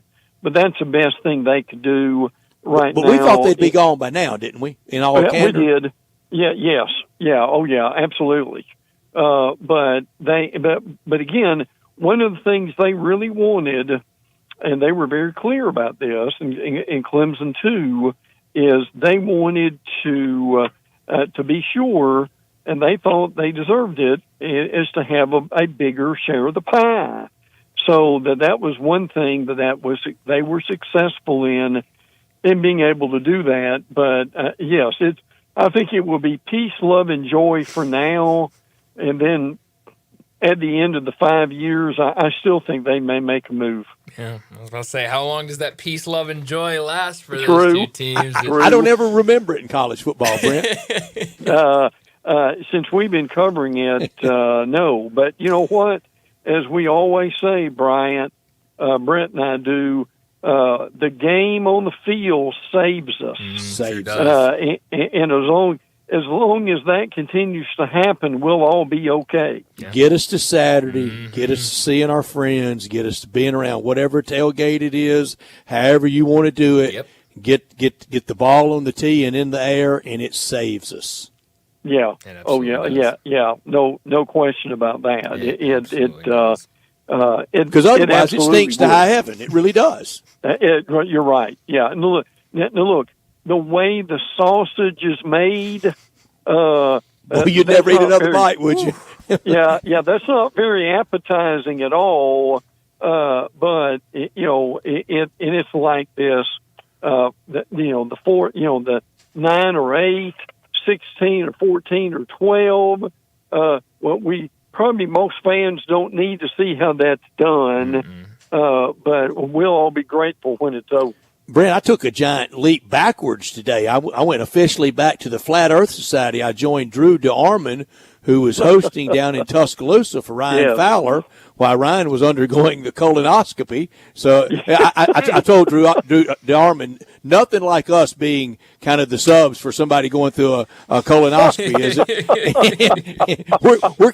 we're kind of the radio colonoscopy pair. Yeah. But I took the giant leap backwards, and he asked me what kind of playoff I wanted, and I said 2 teams. Well, that's not happening. Nah. Yeah, no. We'll never see that again. Frankly, and thank God, the thing we'll never see again will be the AP and the UPI voters having 2 polls and voting on it. Has anybody checked on the UPI lately? They're still the UPI coaches poll. They'll be back in the fall, won't they? Well, UPI won't be. They're RIP. Yeah. That was good. Yeah. That was really good, Brett. Brent, as always, thanks so much for joining us. Enjoy the rest of your week. We'll do it again next Tuesday. Can't wait, guys. Take care. Thanks, Brent. Brent Beard joining us to talk all things college football from First Coast News down in Jacksonville. So you went caveman earlier today. I did. Wanted to go back to just a championship game. That's it. 2 teams.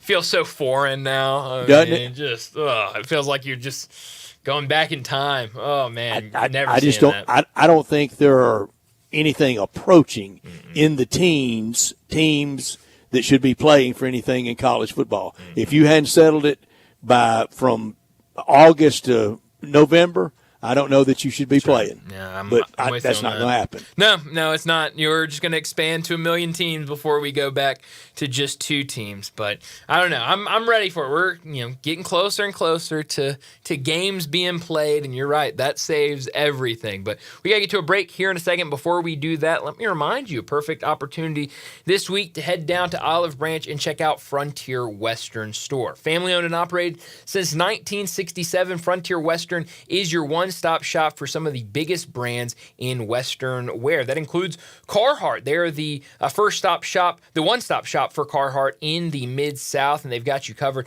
with plenty of other brands when it comes to the thousands of shirts and jeans they have in stock. You need a new pair of jeans? Well, Frontier Western has you covered with the biggest brands from Ariat all the way down to Wrangler. You'll love how easy it is to find the perfect style and size for you.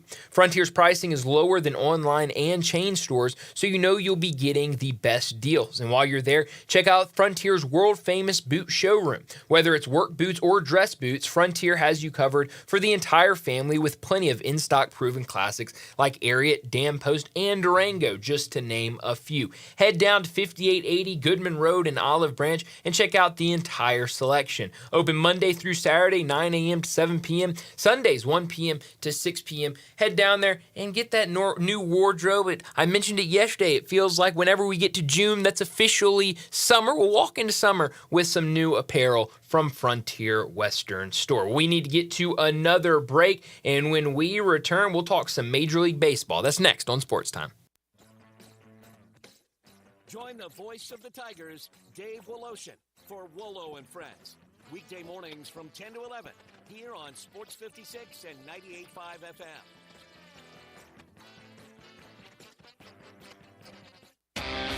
Visit Frontier Western Store today for new shirts and boots. Frontier is your top Carhartt store in the Mid-South. There's thousands of in-stock shirts and jeans. They have the classic K87 pocket tee in every color they make, including new ones just released. Available small to 4X. Want new jeans? Frontier has you covered with super tough work denim by Carhartt. And you've got to check out their selection of Ariat jeans for men, women, and children.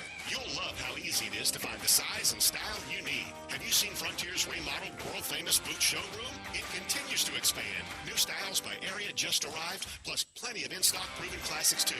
Whether you need work or dress boots, trust that Frontier is the place to come. See thousands of pairs of Ariat boots and thousands more by Dan Post, Corral, Durango, Rocky, Twisted X, and others. And Frontier's pricing is lower than online and chain stores, so you know just the local shop to visit. Frontier Western Store, 5880 Goodman Road in Olive Branch, and on the web at frontierwesternstore.com. Locally owned and operated since 1967. At Top, we are all about no-brainers. Calling Grandma for her recipe. No-brainer. Streaming one more episode at 2 a.m. Big no-brainer. Getting real unlimited data where you buy bananas. The ultimate no-brainer. Switch now and get a free Samsung Galaxy A16 5G or Moto G-Power 5G 2025 and select plans. Straight Talk. Real unlimited data. Available at Walmart and StraightTalk.com. Offer value 7/2025. Access and fees apply. Provided interactive. Single line global limit plan. Item for more. Measure practices with StraightTalk.com/terms. Copyright 2025 Verizon. This is Sheldon Rosengarten with Mark's Binsdorf Realtors. I'm often called Shell Done because I sell homes and work with buyers and I get the job done. There are 7 keys to successfully selling your home quickly at a great price. First, call me. I do my research and advise you on preparation, presentation, and proper pricing that gets you the activity to get the best price. Follow my advice and it can happen. I did mention 7 keys to a successful sale, didn't I? Well, if you use the first key, calling or emailing me, you really don't need the next 6 keys. Remember, that's Sheldon Rosengarten at 483-0546 or MemphisRelocate.com. If you don't need me now, write it down for later or for a friend. That's Sheldon at 483-0546 at MemphisRelocate.com. Do it now, and who knows, you may hear your home advertised here. Remember, as bad a golfer as I am, when selling homes, Shell Done gets it done. Welcome to AutoZone. What are you working on today? Worried about your battery and the heat? We get it. You don't want to get stranded somewhere with a car that feels like an oven. We've got you covered at AutoZone, America's #1 battery destination. Our free battery testing and charging service can help. And if you need a battery, we'll help you find a new one. No problem. Power through with free battery testing and charging at AutoZone. Restrictions apply.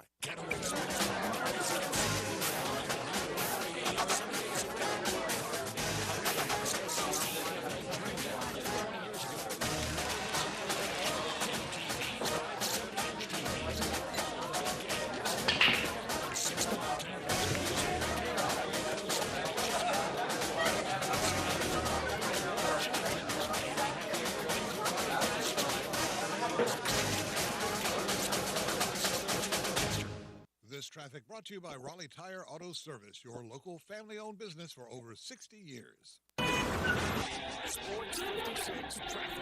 Good afternoon. Still working with a couple of wrecks out here the last few minutes. There's a couple of spots where it's trying to get busy going outbound on Sam Cooper, passing Perkins as traffic starts to crank up 240 east from Mill Branch out to 385 Bill Morris Parkway, holding up right now as you continue on out into Collierville. Weimer's Jewelry is your diamond engagement ring headquarters this bridal season.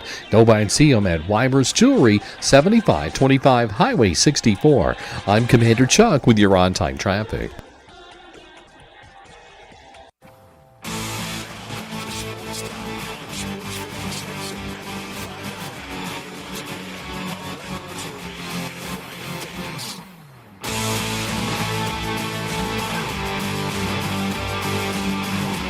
We're back into Sports Time. Brian and Brett with you live and local inside our Family Leisure studios. We got to talk some Major League Baseball. Last night, not a ton of action being a Monday, but we do have a ton of action tonight to get to. But we do have to take a moment and recognize the Colorado Rockies for entering double digits, the 10th win of the season.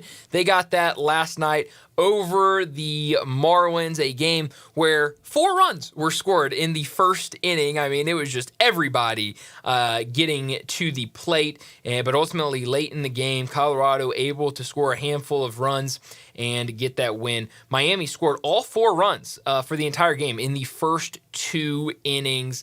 A win's a win for Colorado. They make it number 10. Can't get to 11 until you get to 10. Well, that is a great observation. When do they get you. to 11? They've won 2 in a row, one time this year, April 30th and May 1st. Yeah, it's tough. I mean, I wouldn't be shocked if they can pick up one more against 4 Miami. 4-28 on the road. Yeah, it's tough. I mean, before last night's win, tough anywhere. Oh man, it's awful. But I was seeing the tweets yesterday before last night's win of Scotty Scheffler in the last 30 days has won 3 golf tournaments. The Colorado Rockies have won 3 games in the last 30 days. I mean, it is brutal. I would not be surprised if they got another one against Miami. I think the hope is you get another one against Miami because listen to these next opponents. Weekend against the Mets. Next week against San Francisco, against the Giants. The weekend at Atlanta. And then at Washington, home against Arizona. I mean, it's been tough, but you look at least those next 3 matchups. Those are going to be really difficult to get a win if you're the Rockies. Our friend and our guest tomorrow at 5 o'clock, Rob Fisher, that is a professional, professional handicapper. Sure is. He had the Rockies last night. Did he really? I didn't think That's it was a bad called spot. gaming. I did not bet on the Rockies last night. I can tell you that. I bet on things in the Rockies games, but I did not bet on the Rockies last night. That's impressive stuff. I mean, that's why he's a professional. I mean, anybody can go out there and bet on the Mets against the Dodgers. Please, yeah. I mean, everyone can do that. But no, you got to be a pro to bet on the Rockies. Had real American cash on the Rockies last night. For him, it didn't feel good early. I'm sure. I mean, you were worried. When does it ever feel good with the Rockies? That's true. But man, you see 3 runs come across in the first inning, and there's no way you're feeling good about that. But hey, they're going to shatter the White Sox last night, and they could catch the all-time. Yeah, no, they team. certainly could. Who's that with like 22 wins? It's somebody out there from way back. Yeah, it's from a really long time ago. White Sox last year, Mets, modern era, Mets in 62. And even last year, the White Sox percentage was still better than the Mets because the Mets did not play 2 games in the 62. 2 games were not made up. They were 40 and 120. Call me crazy. I kind kind of like watching this Colorado team play. Am I nuts? I mean, they got some fun guys on their team. I mean, I love watching Tovar play. I mean, he's fun. Okay. They got Orlando Arcia starting at third last night. I mean, I was like, holy cow. He's selling a lot of tickets. Well, no, probably not. But, hey, I'll watch him. I'll log into my MLB.tv and put him on every night if I have to. You know, former Memphis Tiger, Hunter Goodman behind the plate. I mean, it's a team I can get behind. I don't mind watching them play, but nice to see them get a win last night. Jack Caglione, is he the real deal? I guess we'll see game 1 tonight against the Cardinals. I was watching I think it was a hit on CBS Sports HQ where they talked about how if they had waited, I think it's like 2 weeks, if they had waited until June 16th, I believe it was, they would have gotten an additional year. The Rockies would have gotten an additional year before Jack Caglione goes to arbitration. But instead, unless there's ways to get around in the back end, and if he's like top 2 in Rookie of the Year votes, you get an additional year. But they usually do that. Oh, yeah. And so, and not just tight-fisted teams. About everybody does it. The Cubs famously, did that to Chris Bryant. That's right. Yeah, and so this was, kind of questioning the decision to make this move. Now it was David Sampson who was questioning this move by the Royals. And you kind of look at it. I mean, they're in a fine spot right now. A couple games over 500. Why not wait until you pass that point and then call him up? Plenty of baseball to be played after then. Rockies don't make that decision. He was incredible in AAA. Only was up in AAA for a couple weeks. And now he'll be DHing tonight, and we'll get to see firsthand as Cardinal fans what Jack Caglione's all about.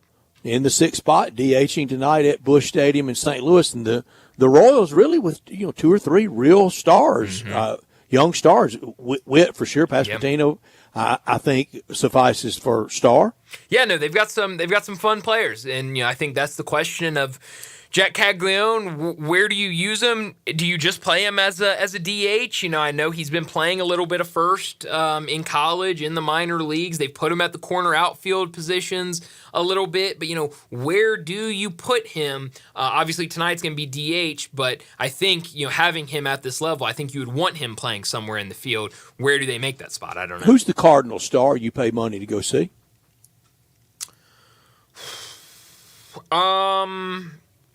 I think right now it's still Nolan Arenado. Hitting .228, still defensive. Really, I mean, after what was it last year, where he really kind of struggled in terms of what he does, struggled defensively. He's been great this year. I think the future. But if you're a Cardinal fan, haven't you seen Arenado? Yeah. I mean, yeah, it's not appointment TV, right? I don't think you have one right now. I think you have one for the future that they're hoping Mason Wynn is the future star that you come and see. Obviously, I think Arenado is the Witt. past Who do you want to go see more? Right now, Witt for sure. Right now, Witt. We'll see how it plays out. I'll say I would watch Mason Wynn in the field. I mean, over a lot of guys. I mean, what he does, that arm, that fielding. He shows it off, too. Oh, man. He'll sometimes a little bit play cat and mouse, and I don't really like it. Just field the ball and hum it over there. Get the play over with. I remember seeing him a couple times in Memphis, and he would do that a ton when he was in AAA, and you were going, throw the ball, and then he would zoom it out over by there, a step. And you'd be like, wow, that is really impressive. But I think Wynn's the future guy. I just don't think they have a guy right now. They've got some fun players though. I mean, I'd go and see Herrera and a couple of these guys, but Burleson, Donovan.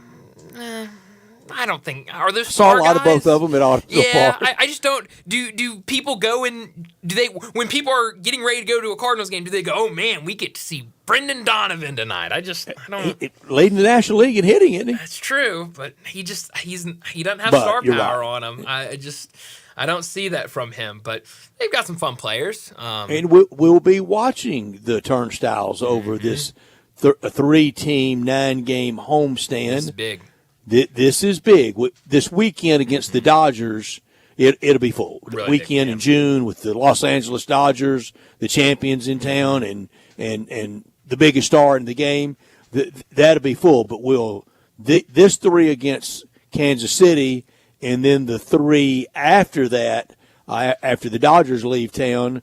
And who is that against? That is against I just saw Toronto. That day, and I can't remember Toronto. Toronto. That's right. Will that have, even with winning? Yeah. Will that have any oomph? And if you win 2 out of 3 against Kansas City, and you win 2 out of 3 against the Dodgers, next week against Toronto should be improved. Mm-hmm. And if it's not, then it might be something bigger than just winning. Yeah.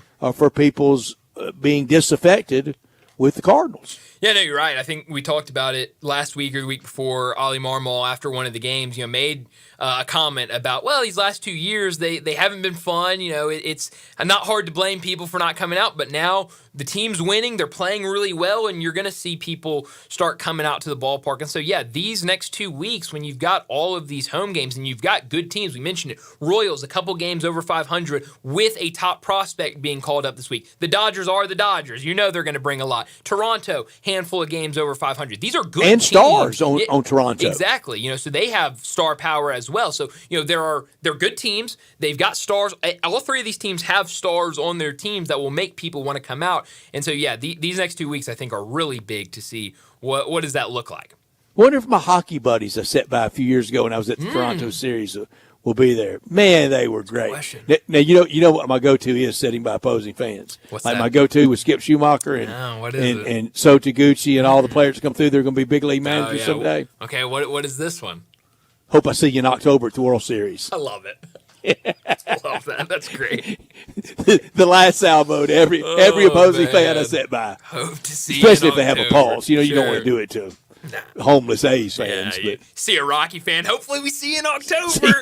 We'll see you next year. They know you're a patronizing schmuck then.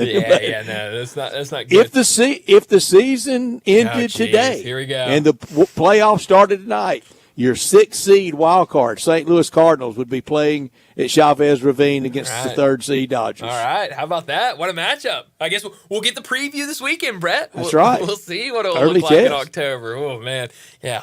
I love predicting or starting to talk about potential playoff matchups on June 3rd. Better than last week when we were doing it in May, I guess. I asked the question after we had Jonah on about the FPI, and I'm going to look and see how close they hit last year on some of their predictive stuff in the summertime for college football. Yeah, no, you're right. And if it's in the ballpark, good. That's a barometer that I'll think a little more. Definitely. If it's way off, then trash in, trash out. Exactly, yeah. And that's you just look at it and you see what it's talking about. But everybody use your own exactly. head. And use your brain. And you'll be able to dictate what's going on. But no, it is going to be fun as, summer's here, and we're going to get a whole lot of news. It was fun hearing Brent say he had his Athlon magazine in hand, ready to You'll have yours rock. Thursday. Oh, I can't wait. I'm excited. I saw, it is magazine season. I'm seeing a lot of magazines out there for the upcoming football season. Paul Skeen's going tonight, 2.15 ERA, 4-5. Record's not that good, but look at the team he's on. But to get a little taste of that 2.15, that's good, isn't it? Right? Oh, it's great. Oh yeah, no, that's great. I mean, you look at some of these other pitchers, and they're that's a full run plus over the 1.12 for Bob Gibson for the entire year in 1968. That's wild. That's nuts to even think about. One of those untouchable stats that are just. I think it's the most. Oh, yeah. There's a bunch. There's a bunch. I mean, hitting 400. And we had, and I'm sorry we didn't talk. I don't think we talked any about it, and I am very sorry. The other day across baseball, everybody wore number 4 for Lou Gehrig, for amyotrophic lateral sclerosis, ALS, Lou Gehrig's disease, and he played 21-30, and Cal Ripken broke it. I don't know what the longest streak is right now. I bet you it's not over 100 games. No, I bet not. I bet not. I mean, that's another one of them. Just nobody's going to do that anymore. No, definitely not. But you're right. It's going to be no agent and absolutely and no bean counter with salary is going to let somebody be out there every day. There's no front office nowadays that is going to let that guy run out there every single game. But you're right, pointing out Paul Skeens. There's some really good pitchers going tonight, some really good pitching matchups tonight. Paul Skeens, McCullers for Houston going tonight. You look at some of these other games. Freddie Peralta, Hunter Green, Sandy Alcantara, who's really struggled Hunter this Green year. was my NL Cy Young winner preseason. And he's been really good. You talk about a 2.63 ERA, 4-3 on the season. He's been really good. Zach Gallen and Spencer Strider, 2-star pitchers that are really struggling this year. Spencer Strider obviously returning from injury. We'll see what he can do in his 4th start of the season tonight. So some really good pitching matchups in Major League Baseball. Clayton Kershaw on the bump tonight against the Mets. So it's going to be fun tonight watching all of the action in Major League Baseball. We need to go ahead and get to another break, and when we return, it'll be time for Big Number of the Day.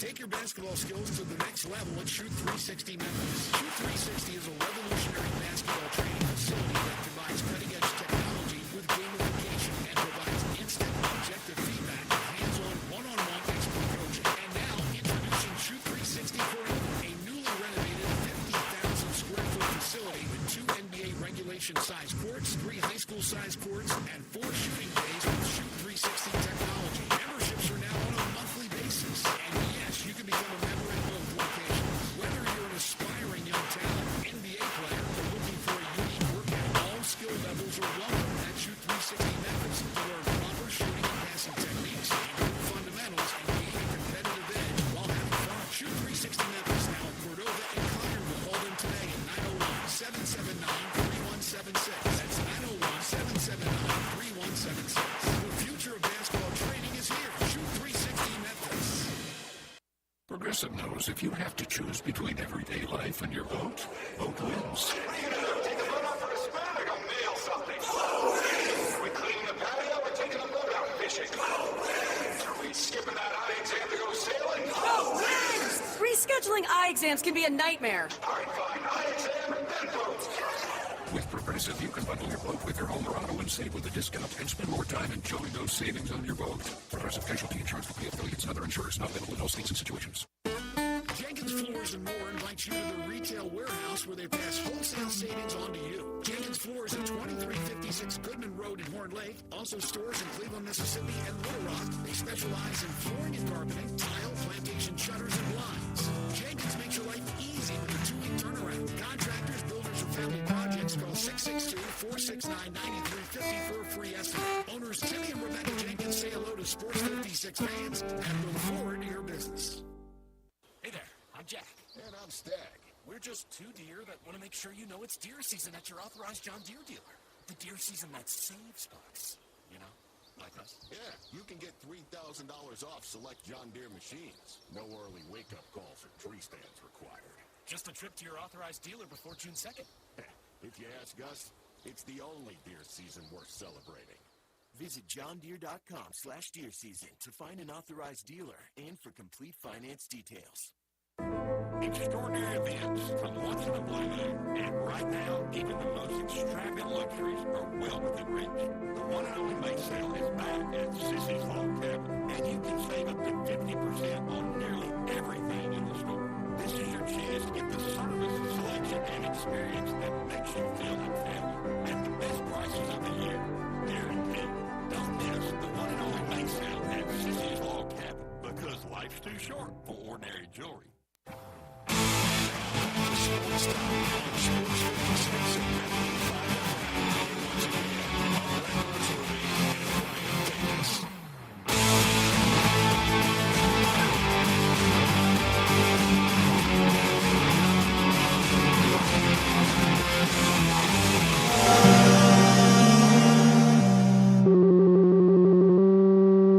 Big Daddy. Hello, Big Brand. It's a guy, he wants to be big, then he gets big, he doesn't want to be big anymore, then he gets small, but the suit's too big. Big Daddy. The big boy. You're a big guy. I think she's trying to pull a fast one on Big Daddy. The big number of the day.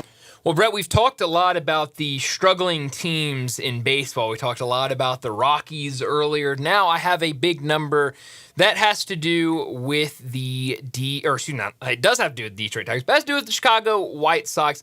That big number is the number 7. Kerry Carpenter, fun player for the Detroit Tigers. He has 7 hits, all home runs in the last 5 games against the White Sox. So 7 of his last hits against the White Sox in their last 5 games have resulted in a home run. Since 1901, the only other MLB player with 7 or more home runs and no other hits over a 5-game span versus one team was Willie Stargell against the Braves in April 1971. So it's been a very long time since we've seen anything like that. Kerry Carpenter doing it against the White Sox. You had Bovada ads earlier. Our buddy Jimmy Shapiro from BetOnline.ag, he has odds out on the Knicks. I feel like I trust these a lot more than the Bovada And ads. Jimmy did not disappoint.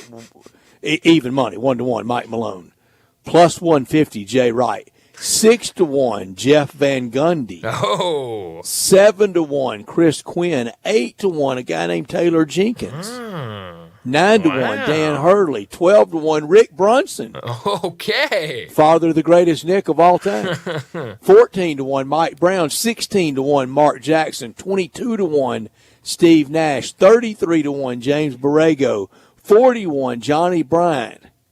And at 45-1, the head coach of the Arkansas Razorbacks, John Calipari. Yeah, I should have waited till these odds. These odds are way better than whatever Bovada had out there. I mean, give me a break. Bovada, please. BetOnline.ag. Yeah, I think makes sense to have Mike Malone where they've got him. Jimmy had a good line. He said, "Hey, Brad, I'd be lying if I said I was completely surprised that Tom Thibodeau got fired today. I thought they may give him another year, but after taking some time to think about it, Leon Rose decided to move in another direction. Tibbs now has my favorite job, getting paid not to work." Might as well. I mean, I love that. My big numbers from the NBA, 10,405, 10,405. That Shai Gilgeous-Alexander's points in his Oklahoma City career. Wow. That has him at 6th all-time in Oklahoma City most points scored list. And that also incorporates their history in Seattle.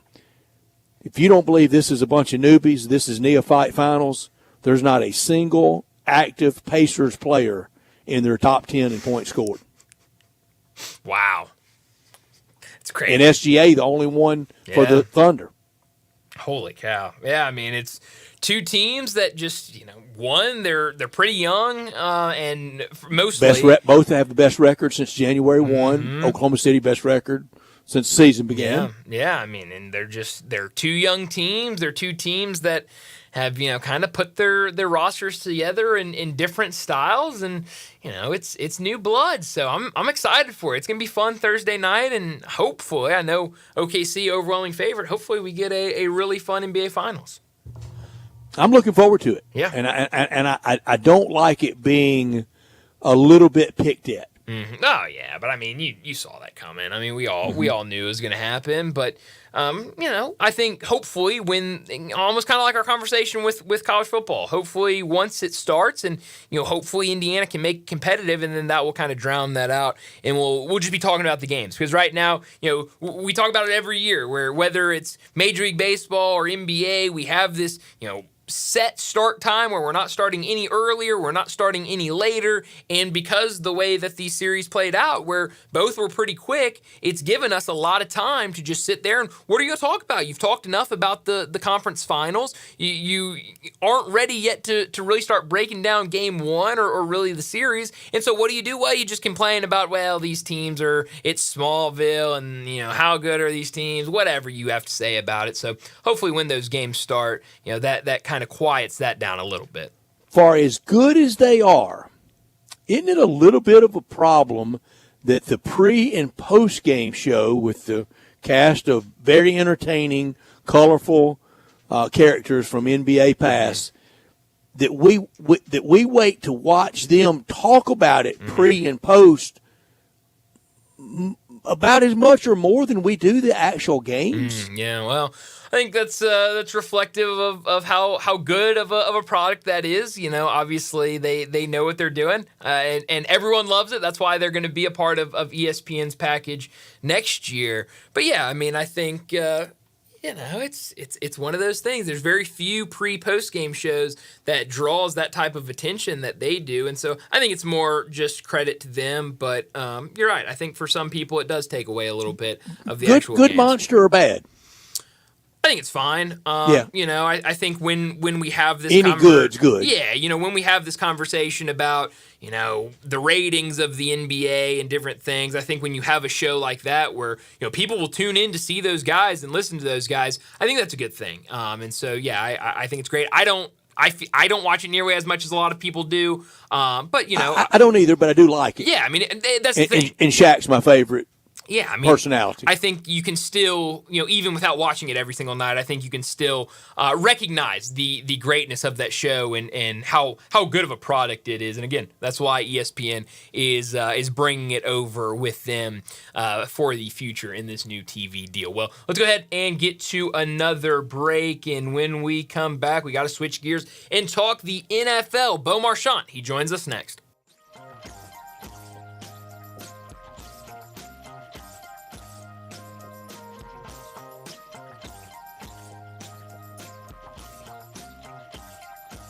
There is an army of people that work overnight, pulling the kind of hours most of us would never even attempt. And for those of you that live that life, we encourage you to end your shift by swinging by Sunrise on Jefferson or Sunrise East on Poplar. Not only will you find the freshest, tastiest, quickest breakfast made just for you, you'll also find a full bar at both Sunrise locations, so you can unwind like the rest of us with a cocktail to go with that breakfast. Overnighters, come to Sunrise and knock back a Bloody Mary and say, long night, lovely morning at Sunrise.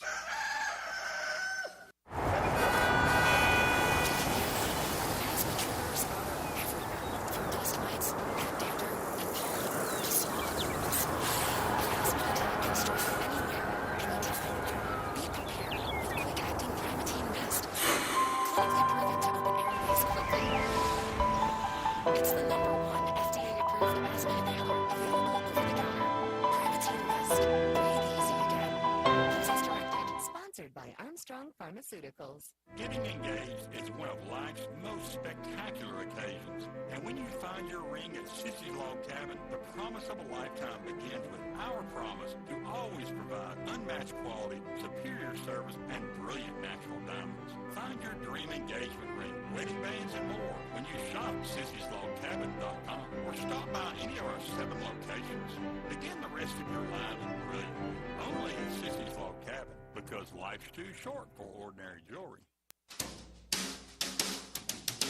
Spring is in the air, and it's the perfect time to grill, chill, and save with Choates. Install a new generator, tankless water heater, or Carrier HVAC system, and you'll get your choice of a free green egg grill or 36 months no-interest financing. Stay powered during storms, enjoy endless hot water, and slash your cooling costs this summer with a high-efficiency Carrier system, and grill some slow-smoke barbecue on us. But hurry, this special ends soon. And if you're dealing with plumbing or electrical problems, Choates is here for you too. Give us a try and take $60 off your repair. Leaky faucet, clogged drain, broken outlet, lights flickering? Call Choates and save $60 on your plumbing or electrical repair service. Call 347-8086 or visit ChoatesHVAC.com today. And remember, Choates, let our family serve your family. This traffic report brought to you by Triangle Meat Company, feeding Memphis since 1967. Open 8 to 5, Monday through Friday, 4790 Summer Avenue. Trust Triangle Meat Company. Sports 56 traffic. Good afternoon. Trying to get busy over here, 240 East up by Poplar. It's increased with that traffic volume, especially 240 southbound at South Parkway. You got all that traffic flow trying to get out of Midtown. This time of the afternoon, I-40 is busy, but it's moving over here up by Chelsea. Weimer's Jewelry, serving Memphis now for over 40 years. Go by and see David Weimers at Weimer's Jewelry, 7525 Highway 64. I'm Commander Chuck with your on-time traffic.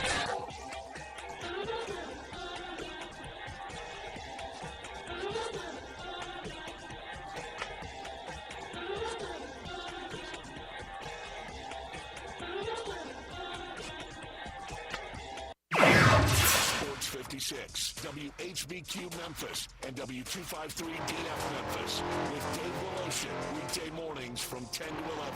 Now, back to Sports Time on Sports 56 and 98.5 FM. This hour brought to you by Jaguar Land Rover Club Safety. Once again, Say you stand by your man. Tell me something I don't understand. You said you loved me, and that's a lie. And then you left me. Welcome back into Sports Time. Brian and Brett with you live and local inside our Family Leisure Studios as we start our third and final hour. And we do it every single Tuesday, talking the NFL with Bo Marchant. National Football League talk every Tuesday with Bo Marchant, covering the NFL Draft at collegetopro.com and the NFL Draft Bible, covering the Steelers for Sports Illustrated, living and running in Eastern Ohio, and on Twitter X at Bo Marchant. Here's Bo with Bryant and Brett. Bo Marchant joins us now to talk the NFL, and I think the big news from the week in the NFL, the surprising retirement of Frank Ragnow, the center for the Detroit Lions, a Pro Bowl guy, a All-Pro guy, calls it quits, only 29 years old. What do you make of this announcement, and what does that mean for that Detroit Lions offensive line going into the season? Yeah, that was an interesting one. I'm not going to lie. I'm not going to say, we saw this coming. I'm always intrigued, and I wish I had more insight when these type of decisions come down the road. Did the team have an idea during exit meetings at the end of the season? Did Frank kind of give a heads up like, hey, man, I'm teetering on this. You might want to, look at it or keep me. I'll keep you posted. You stay on me. I'll kind of keep you abreast on where my mind's at. But I think, sitting here on the 3rd of June talking about it is definitely a big deal. So, I think his impact on the team, he's hard to replace. I mean, they'll do their best to do it, but we saw the defensive line take a beating last year for the Detroit Lions, and there's only so many times you can replace great players with other significant players, and that's going to be the task of Campbell and those guys to try to replenish, what they're going to be absent of with his impact as a Lion. But I think as an offensive line, it's so funny as I'm actually working on a piece. I talked to Calvin Anderson, an undrafted kid out of Rice in 2019, and I think he's having a great camp for the Steelers OTAs, and he can play multiple tackle positions. But not only can he play both tackle positions, but he's been a mentor-type face and voice amongst youngsters, and Troy Fautanu, their first-round pick last year, and Broderick Jones, a first-round pick 2 years ago. So I'm for Frank Agnew, who is substantially more impactful in terms of NFL career. I'm sure he had that same influence in terms of the locker room and leadership and just that veteran presence amongst the line. So it's definitely not a plus. I'm not going to sell it in any way different. It's not a plus for the Lions, and they're going to have to scramble a little bit to find those shoes to fill. You asked a pertinent question, Bo, of did he give them a heads up? I'm going to ask you this. Did he owe them a heads up? I think if you love the team you play for and the players that you play with, unless you were leaving on a sour note, if I was leaving an organization, I would think that I would want to give them, the biggest heads up or the most intricate, mindset of how I'm feeling. And I'm sure every player has a different philosophy. You would. You're that kind of person. And I don't know that he did or didn't, but I would almost, or here's my argument for no. A lot of times they don't give you a heads up when the Turk comes calling and they ask for that playbook. No, they don't. But listen, listen, management always wins. So no matter what job or service, unless you're the owner, management will always win. Always. And I just think I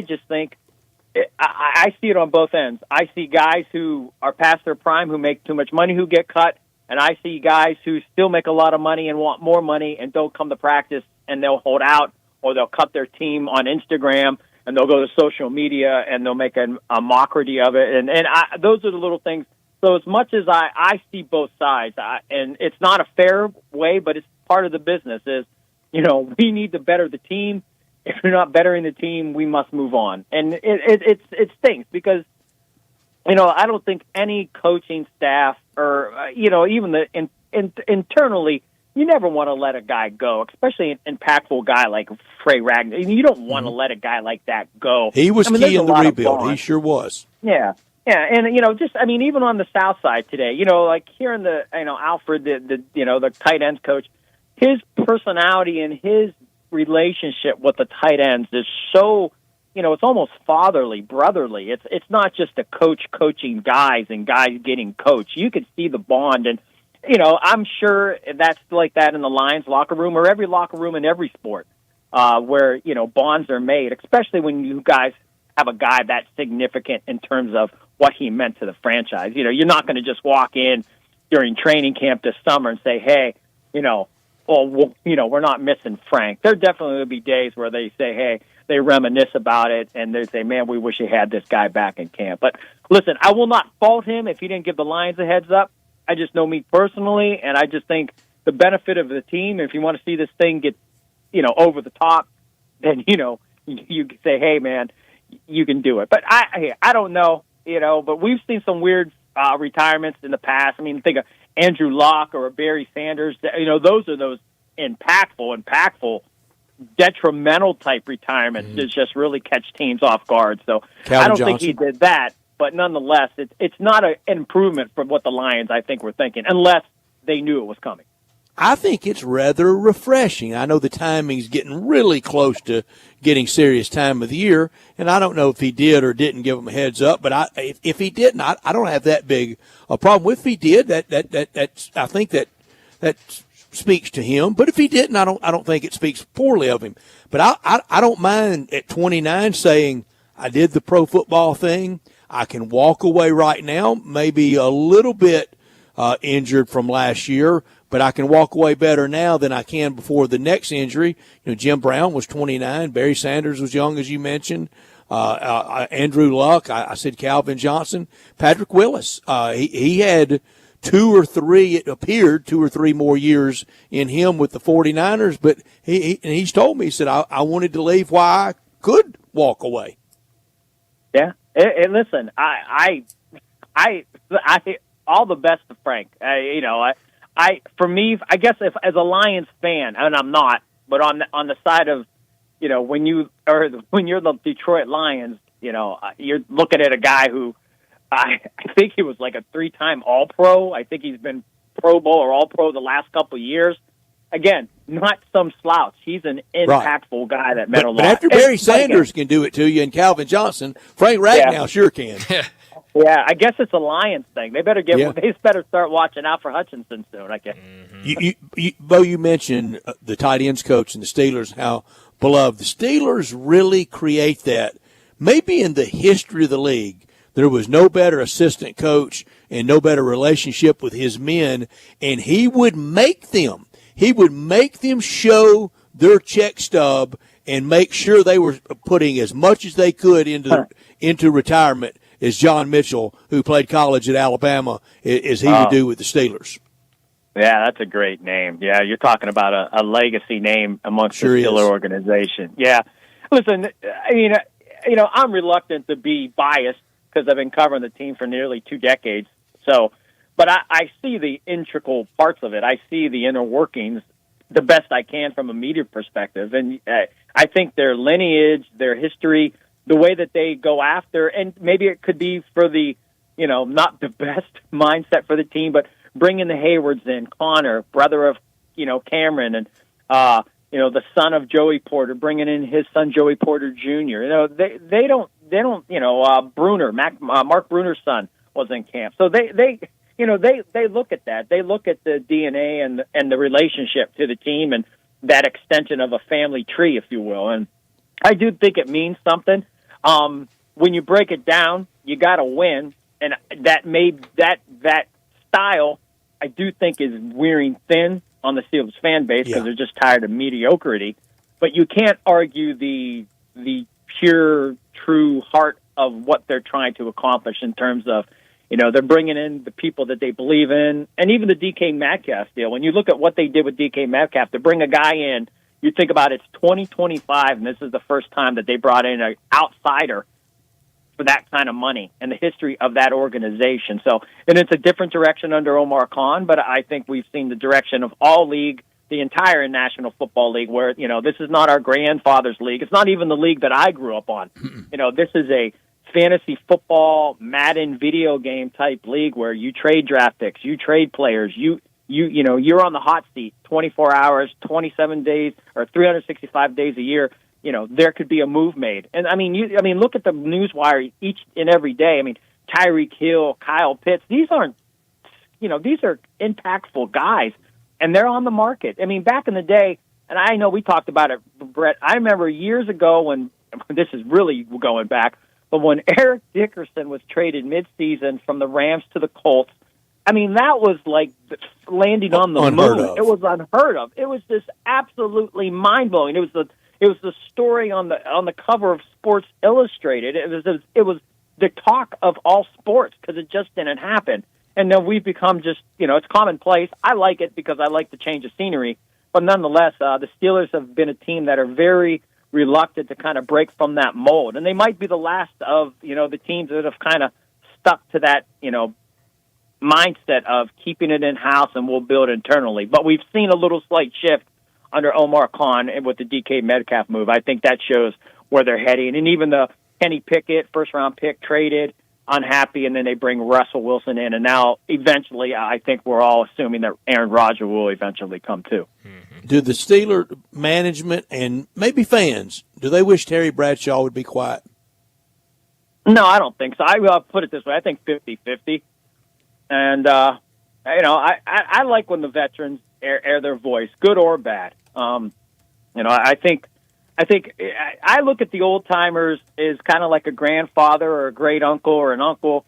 Those are the seniors, and right or wrong, you got to respect them. It's not their long as they're not being distasteful in their words or discriminative and things of that nature. But I think when these old timers call these young guys out, I think they have to look up to these. I think the young generation has to know where it's at.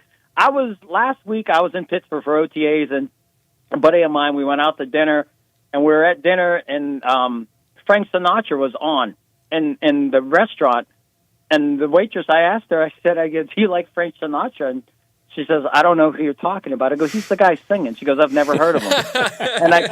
and she looked at me, she goes, I'm 25. And I'm like, well, I don't know. When I was 10, I knew who Cherry was. So Benny Goodman. Yeah, Benny Goodman. Buddy Holly. Right. But again, I just think the idea of respecting the past, I do think it just to keep you in your place, saying, hey, you know what, Aaron Rodgers, we know you're awesome. There is no doubt. 4-time MVP, Super Bowl champ. Absent of, if we didn't count Super Bowls, you could argue one of the best has ever played that particular position, absent of the Super Bowls. You can't argue it in terms of that type of what his impact was. And we know he's a little bit foul in terms of the way he goes about things. He rubs people the different ways. But on the field, he's about as good as you'll ever see. And for Pittsburgh, I think he's going to be 41 or is 41. They have their fingers crossed that they're going to squeeze the last amount of football left in this young man, or I should say older man. Yeah. Talking to Bo Marchant, he joins us every week to talk the NFL. I think we talked about this with you. My weeks and days and everything are running together at this point of time. Caleb Williams and the comments made about him in an upcoming book. Quotes directly from him and his father about how they were trying to avoid Chicago. He came out late last week, talked to reporters, and kind of downplayed it, kind of said, well, everyone's forgetting that once I got into the building in Chicago that I loved it and I wanted to be a part of this franchise. What do you make of that and kind of those comments coming out just 1 year after entering the NFL? And what do you expect this year for Caleb Williams under new head coach Ben Johnson? Well, I think the sky's the limit for Caleb Williams. I think we're talking about a heck of a prospect entering year 2. I think his opinion on going to Chicago prior to getting there and being inside the building, I think it's just. And we've seen a change, and it's just like we've talked about trades. We've seen players kind of maybe voice their opinions on what they want to do. And we know John Elway did it. We know Eli Manning did it. And they're just a few of the names, but they're quarterbacks. And, it's a hard sell to say you're not going to play for a team or you want traded before you even set foot in the building. But I could see some, it's a player you want to prosper. You want to go to a place that's healthy where you think it's going to be nurturing. And you think now this year they're under Ben Johnson, offensive guru from the Detroit Lions. And, last year they were under the defensive coordinator and Matt Nagy. They couldn't get out of their way on offense, but they had the pieces. So I think it's a valid viewpoint from a young man beginning his pro career at the quarterback position, the number one pick of the draft. You're not a fifth-round guy, just, you might make the team, blah, blah, blah. You're the face of the franchise. You're the face of the NFL entering that draft season in Caleb Williams. So I think it's just, and I think once he got in that building, I haven't heard anything other than a hardworking young man that's eager to get better. And I think the prior feelings, I think, are fair. And maybe not admitted that much, but I think they kind of touched base towards that. And I think they also said, hey, you know what? We were reluctant, but once we got there, it was head down. We're going to grind, and we're going to turn Chicago into a winner. We're going to go from 5 to 12 to 12-5. It could happen. I mean, they're loaded up. It's a nice team, and offensively, they're going to be exciting. I mean, wow. I mean, Loveland, the tight end, what an addition with all the other offensive pieces, and Luther Burden. I mean, they are stacking the deck for Caleb Williams to just be a pure stud superstar in the city of Chicago. Mm-hmm. I saw over on Newsweek the headline from yesterday. I saw it today. Vikings reportedly concerned with J.J. McCarthy. What's going on in Minnesota? I wish I could tell you. I like the boldness of the Vikings to put so much faith into a young man who's never taken an NFL snap. To me, listen, I love Kevin O'Connell. I think he's a genius at the quarterback position. Wes Phillips, I love, is the OC. They're from that Sean McVay branch. I just think it's a lot of faith in a young man. And no matter how well they adapt and study film and execute and practice, when the live action starts, it's a different game. And we see that with a lot of guys. So I think it's par for course. I think you wish for the best, try to hope to avoid the worst, and I think that's a little bit where the Vikings are right now. There, maybe some of the polish of, we love this kid, we moved up in the draft to get him, blah blah blah. He's going to be the franchise quarterback. We're going to move on from Sam Darnold, who had a career season.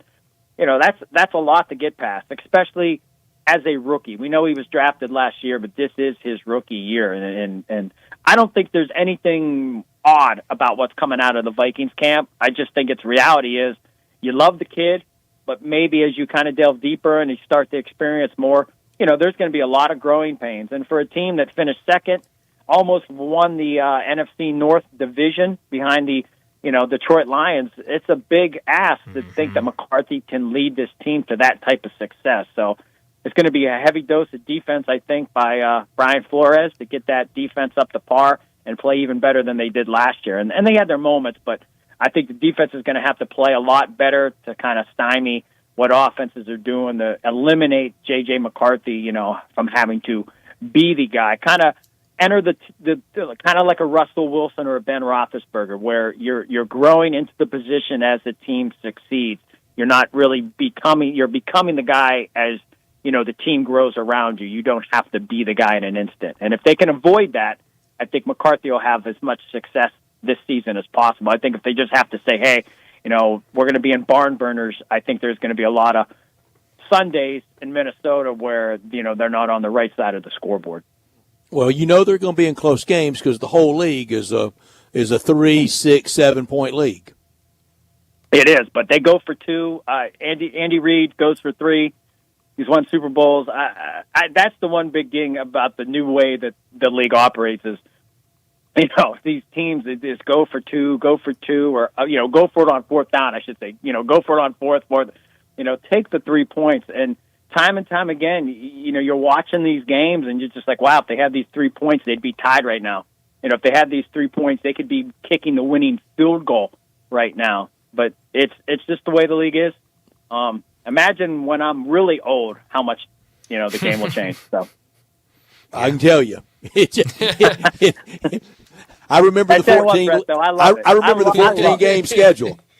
Yeah, it is, man. It's crazy. I mean, I grew up on a 16 game schedule, so I can imagine, from 10 to 12 to 14, 6 to 17, and it's just progress, and it's fun being older, if you will, and get caught in your ways. But it's fun to see the league change and sure is.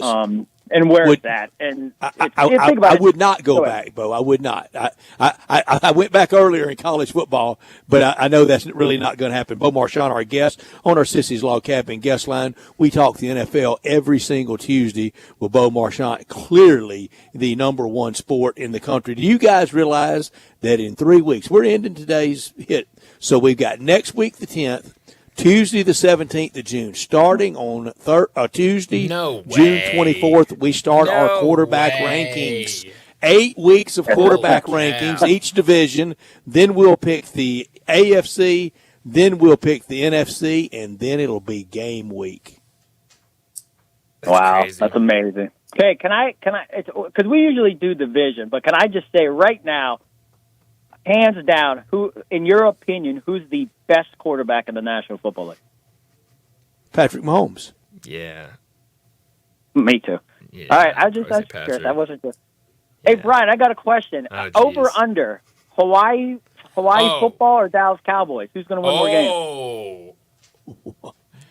I'm gonna go with Cowboys, but there's a chance it's close. We'll see. I do love one thing I love about being a Cowboy fan, Bo, is it feels like every single time ESPN talks about the NFL right now, they've got to run B-roll from Dallas Cowboys OTA. So I'm getting to see a lot of the Cowboys out there throwing the ball around. Boys look great preseason. We'll see what actually happens in the regular season. But the boys, I mean, seeing this one. This is their time, really. Oh, Brett, I'm sitting here watching it, and Dak Prescott hits George Pickens on a screen. Oh, man, just got me fired up for the season. But Bo, I did send this to Brian a few weeks ago. And this had to make him feel old. One of the top high school players in the country, Jason Witten's son. Wow. Good for him, though. That's amazing.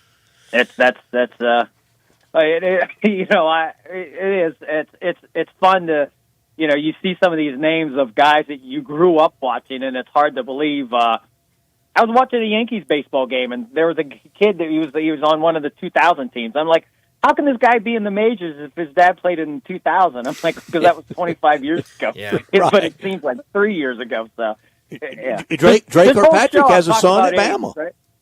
Yeah, it's great, and it's fun seeing these guys come through the pipeline and become good. And Marvin Harrison Jr. He's not up to his father's level yet. You got to think though, year two, there's plenty of expectations for him to become the guy. Yeah, no, it is. It's fun to see all of it. It's fun that we're getting close. I did not know we were only a couple weeks away from our quarterback rankings, though. So that is really exciting. What division y'all want to start in? Y'all have any preference?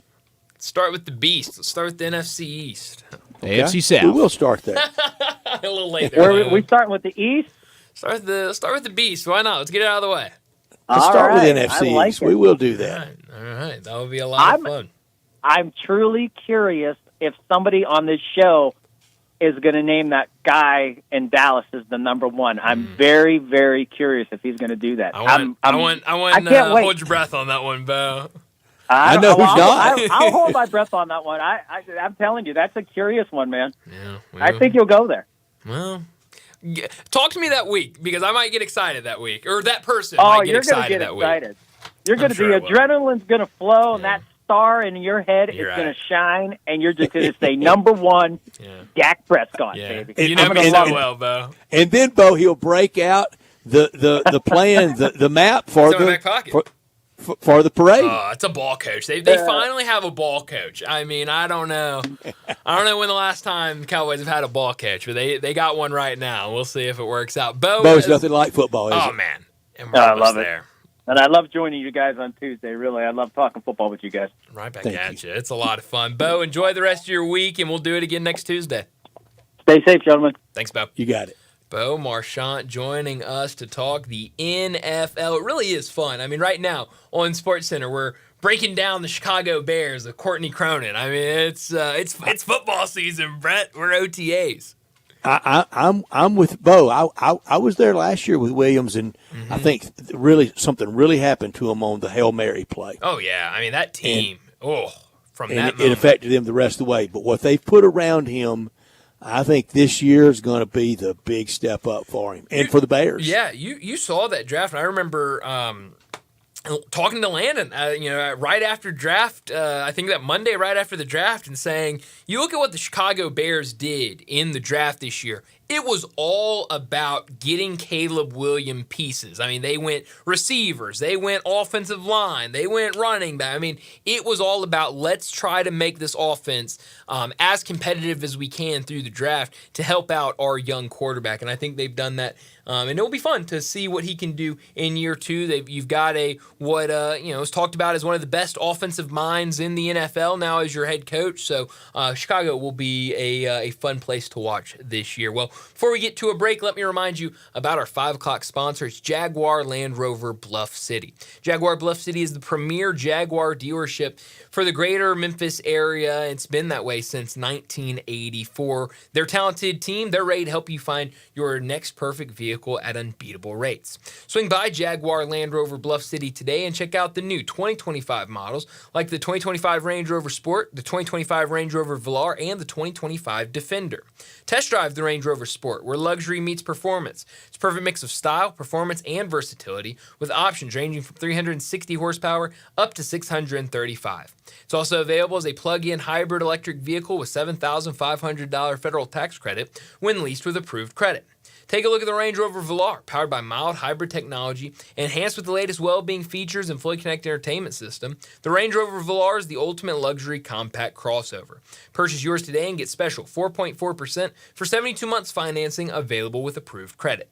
Don't forget about the Defender, available in multiple models to fit your needs. The Defender is built for the modern explorer, and Jaguar Bluff City is offering special interest rates for 60 and 72 months on various models.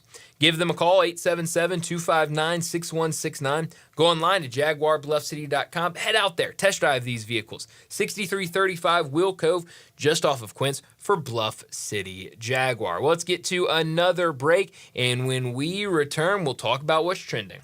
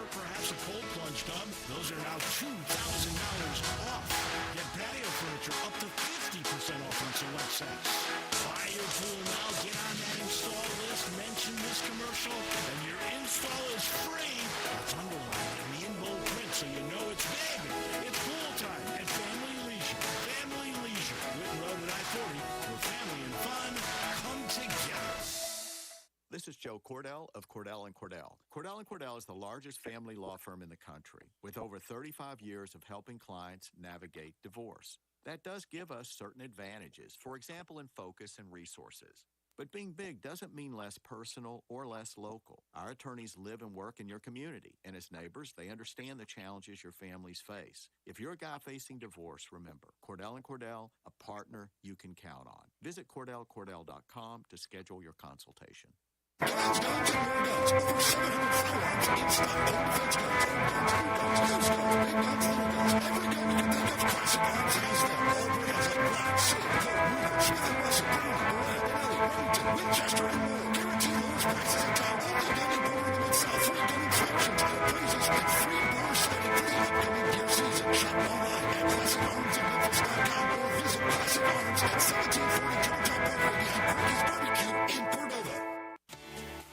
At Jason's Deli, when you're dining in or picking up curbside, you can expect wholesome food and no surprises. Just delicious sandwiches, crisp salads, and quick quality meals made with the freshest ingredients and no artificial trans fats, MSG, high fructose corn syrup, or artificial colors and dyes.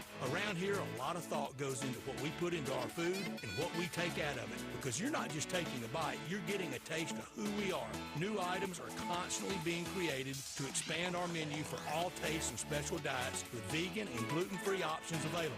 Convenience and on-time delivery you can count on. It's just a click away at jasonsdeli.com, so whether you need to feed 5 people or 5,000, the team at Jason's Deli, they have the credentials and the commitment to keep you satisfied. Freshness is nearby at Jason's Deli with locations at Ridgeway in the Park Place Center, Poplar and Highland, Germantown Road in Cordova, and on Goodman Road in Olive Branch. Jason's Deli. It's wholesome food and no surprises.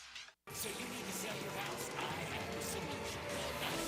904-611-01. That's 904-611-01. Call my buddy Bill and I buy houses. Any house, any area, as is.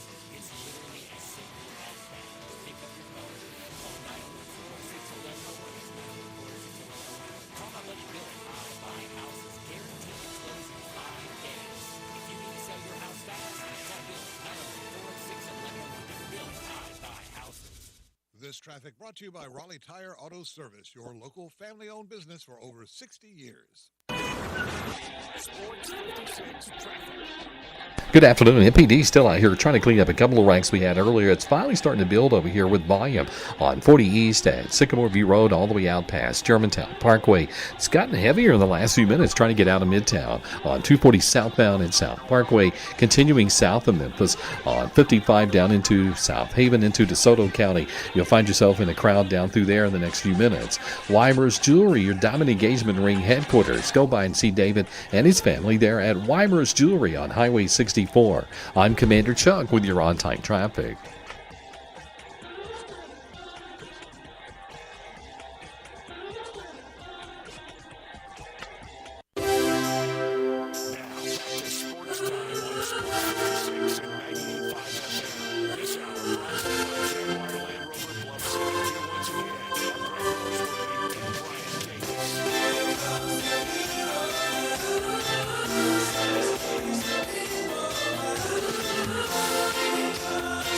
Welcome back into Sports Time. Bryant and Brett with you live and local inside our Family Leisure Studios as we got about 30 minutes left in today's show. We got to talk about what's trending. We talked earlier about the ESPN FPI, a lot of stuff coming out regarding college football, but the college football top 25 based on ESPN FPI.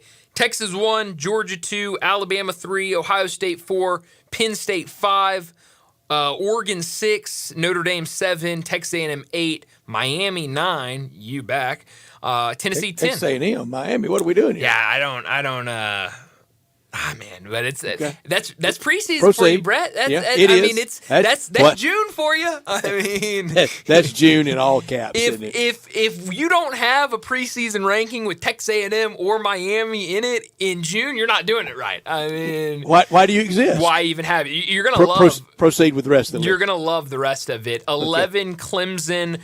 12, LSU. Ole Miss, 13. Auburn, Just 14. outside the playoffs. Just outside the playoffs. How about that? Just outside the 12. Please don't do me this way. But, Brett, I mean, you got to feel good. Both Texas A&M and Miami in front of you. I mean, we know.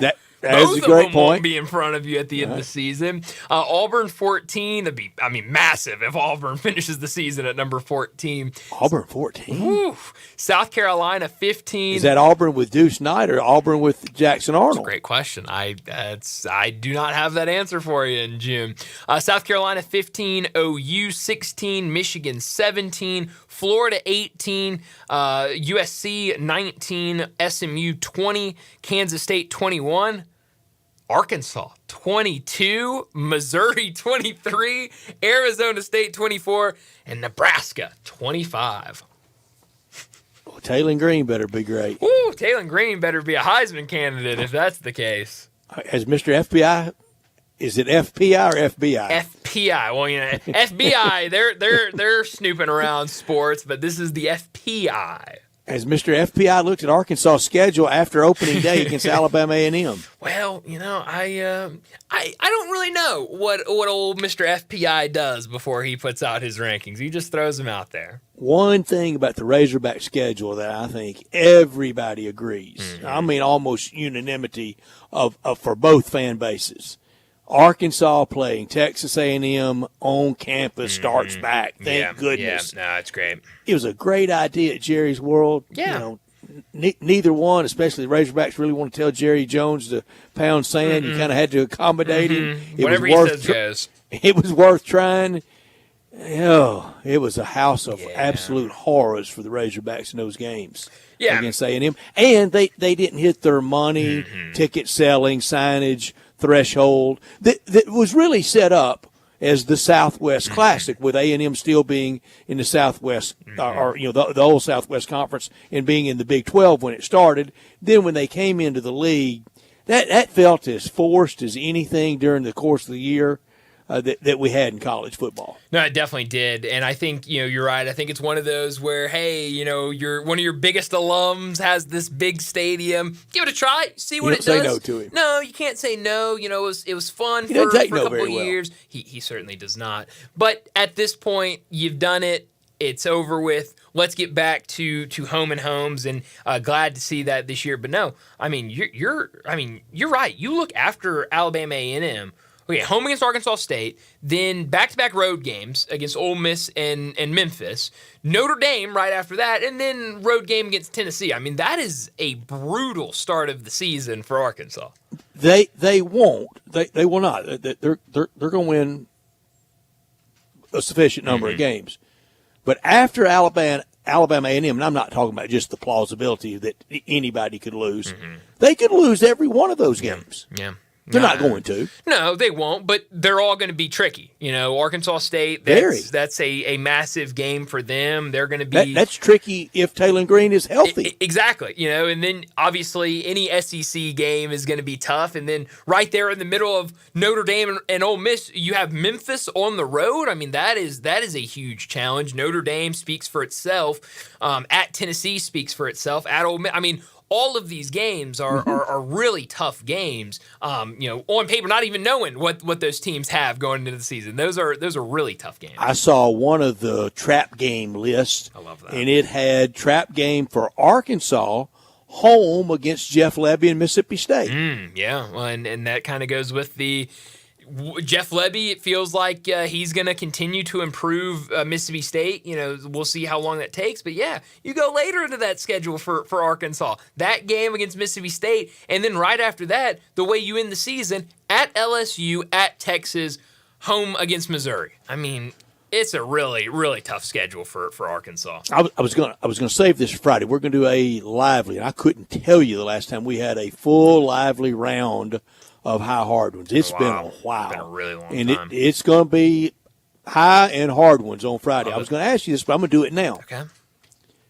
And I have my spot in it's, I like themes. The old fly on the wall, the embedded reporter story. Yeah. If you could be anywhere in NFL or college football in the run up to the season, in both places, where would you like to be? Wow, that is unfair, because I've been thinking about it. No, you're good. Let me give you mine and you think about it a little bit. Please, yes. Mine, and it's not just because of the city, but it's also the teams. Plop me down in L.A. and let me a little bit Rams, a whole lot Rams, a little bit Chargers, and a lot of SC. Yeah. This is big year for Lincoln Riley. Oh, for, it's huge. For huge money. It's huge. And the prospect of that opening, what it would do trickle down, the merry-go-round, the musical chairs, what it would do if that opened, and he gets hired quickly somewhere. Oh, yeah. He would get hired quickly somewhere. I know a lot of people are thinking back to this part of the country, back to where where it was rolling for him really well to Oklahoma. They're never taking him back, ever. Absolutely not. But him to Arkansas. Ooh. And, yeah, I mean. And hire that brother as OC. Why not? I mean, I think if you're Arkansas, get NIL really funded. Yeah, if you get an opening, I think you got to look there. If things don't go well at USC this year. But for the Rams, except if it hadn't been for that snow game, they had the Eagles. It could have been the Rams last year. I mean, the Eagles went on and looked like they were a super team and just nobody could touch them. The Rams in that Ice Station 0 game were right there with them. Yeah, and now you know no more Cooper Kupp there as your one receiver. Last dance for Stafford too. Yes, I mean that would be really fun to be there. Okay, I have mine, and you mentioned one of them and another one, but you did mention one of them. How about Oklahoma for the college ranks? I mean, you know, and kind of that. Not only is this now your year 2 of the SEC, feels like hot seat for Venables. And they fibbed to us last year. They said they were SEC ready, and they were anything but it. They weren't. And not only I'm not going to use the L word, but they fibbed to us. They did, but and not only were they not ready for the SEC. Their arch rival and the team that they entered the SEC in, they were ready. They were by far ready for the SEC, and so they're now sitting complete backseat. I would call them the L word, but they did. But they didn't. Well, they didn't. I mean, they were ready to go. They were ready, and now they got a transfer quarterback in at Oklahoma. I would love to be at Oklahoma, and not just any transfer. The transfer. Yeah, I mean he's the Cam Ward of transfers. The big guy. You know, Jackson Arnold is supposed to be the answer this year for Oklahoma. So I'd like to be there. No, John Mateer. Arnold's going to I'm sorry, John Mateer. But he's supposed to be the answer after Jackson Arnold was supposed to be the answer last year. So can when they fib to us? They fibbed a lot about a lot of things last year, Brett. In the NFL, and this is not just because of my fandom. Give me to Dallas. I mean, I think, and take away the fandom of it as just some. I think Landon, what are we going to do? Well, no, Brett. We're going to be there for him. Is what we're going to do. Hear me out, Brett. Hear me out. Take the fandom away from it. I am not a Cowboys fan in this situation at all. You've got a brand new head coach that has no head coach responsibilities on his resume. Okay. Your quarterback has been injured all over. Is he the brand place. new? No, but you know what does he look like coming back? Is the owner brand new? No, he's not. But is the Dallas media brand new? None of his brand is the brand NFC East brand new? None of it's brand new. But that's why I want to be there. That's why I want to be there is because if you're the Dallas Cowboys, you got to start making some ground on the Eagles. The Eagles have passed you by a mile. What about Washington? Washington's about to pass you. The Giants, well, they're the Jackson Dart era getting ready to start. Jackson Dart era. I think there's a lot of questions in Dallas, and I'd love to be around to see how this plays out this year. I'll be watching as a fan, but I think if you're just picking somewhere to go and see, I think the questions and the lack of answers in Dallas will make for an intriguing kind of fly-on-the-wall scenario. Interesting. But then there's me being a Dallas Cowboys fan, so I guess that's also Landon, we're going to be there, though, aren't we? Always You don't need to be there. You don't need to be there because here's what's going to happen. You don't want us there for support. I don't need you because mid-season the NFL's going to come out. They're going to ban the tush push, and it's going to be the Cowboys' year. They're going to go to the Super Bowl. Landon was laying out to me how the Titans are going to be in the Super Bowl this year. He was laying that out to me the other day. So really, hey. Cam Ward's going to be the first to ever do it. We'll be there for him, Brett. I'm using your Cardinals optimism, Brett. Yeah. I think the Titans reverse card. I think the Titans' whole plan is start the march to relevancy for the new stadium. Yeah. Oh yeah. Yeah. That's like they really did coming to Tennessee in Memphis at Vanderbilt. And then they moved into the new stadium and went to the Super Bowl that year. I think that's a great idea. If you can kind of start building something so then once that stadium is ready, you're ready to compete, then I think that'd be a perfect scenario. Speaking of the Titans, we know that Taylor Zarzour is going to be the voice of the Tennessee Titans, replacing Mike Keith that left for the Tennessee Volunteer Network. Do we know analysts for either play-by-play? Has it been reported for Mike Keith, who will be his analyst in the booth, or for Taylor Zarzour, his analyst for the Titans? I have not heard. I have not. Have y'all? I haven't heard anything either. I haven't heard anything. No, so that'll be something to keep an eye on for both of us because it's gonna be a lot of new.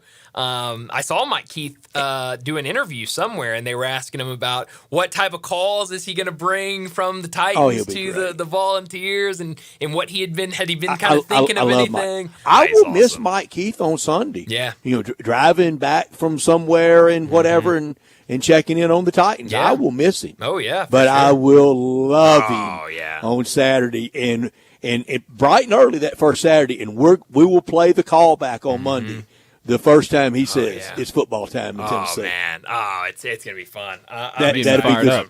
Yeah, no, it's awesome. Cold chill stuff. Yeah, it really will be. No, and for him, it will be. I mean, that'll feel so good coming out for him. Oh, yeah. Well, that was the biggest thing, this podcast that I saw him do, and it was a fun podcast of kind of him and this transition from Titans to Volunteers. But you could just see, I mean, his the way that he, his smile, I mean, his body language, everything was, you could just tell how excited he is to get started as the voice of the Volunteers. So now it's going to be a ton of fun. And man, today we've been talking a lot of football. It's getting me excited, Brad. We're getting closer. Snag that audio from opening day against Syracuse for Tennessee. Oh man, I'll have it. Tennessee and Syracuse getting things started. If that doesn't scream early season college football, I don't know what does. Well, we need to wrap up today's show, get to our final break, and when we come back, we'll wrap everything up with Crunch Time. Start your day with Sports 56 Mornings with Greg Gaston and Eli Savoy. Weekday mornings from 7 to 10, right here on Sports 56 and 98.5 FM.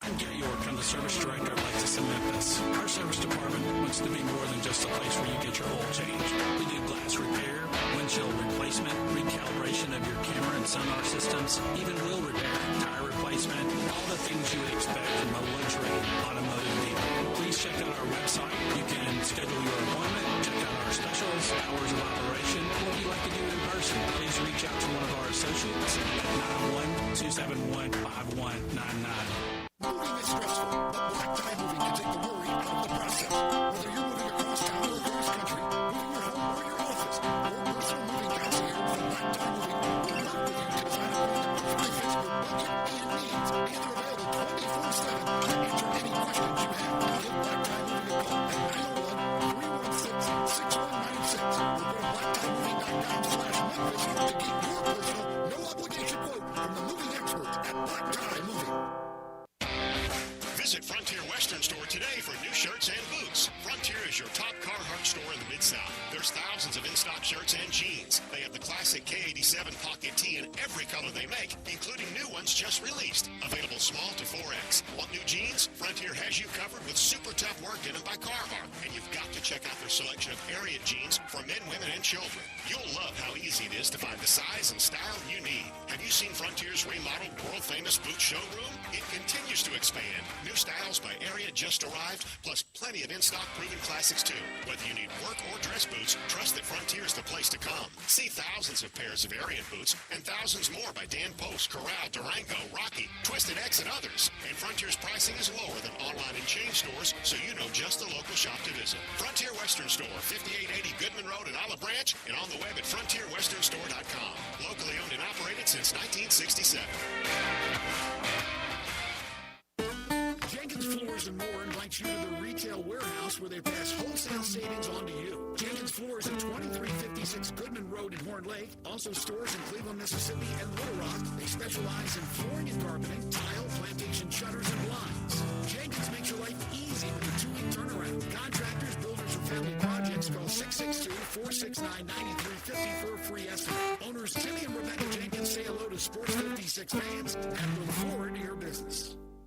Elwood Shack in the Lowe's parking lot on summer just keeps getting bigger and better. Bigger because now there's a second Elwood Shack at 4040 Park across from the University of Memphis. And better because you can get breakfast every day at both Elwoods. There's the barbecue breakfast burrito, either beef brisket or pork shoulder, and pancake biscuits made fresh daily. Real house-made pancakes, apple and bacon, French toast, and more. And the new Elwoods even has a real coffee bar serving fresh roasted J. Brooks coffee.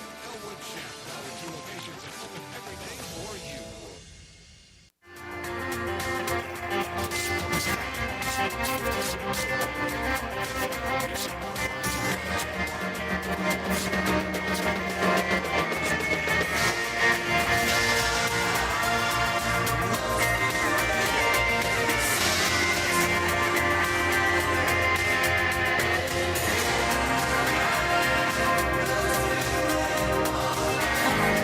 This is pretty cool, and we're just getting started, so.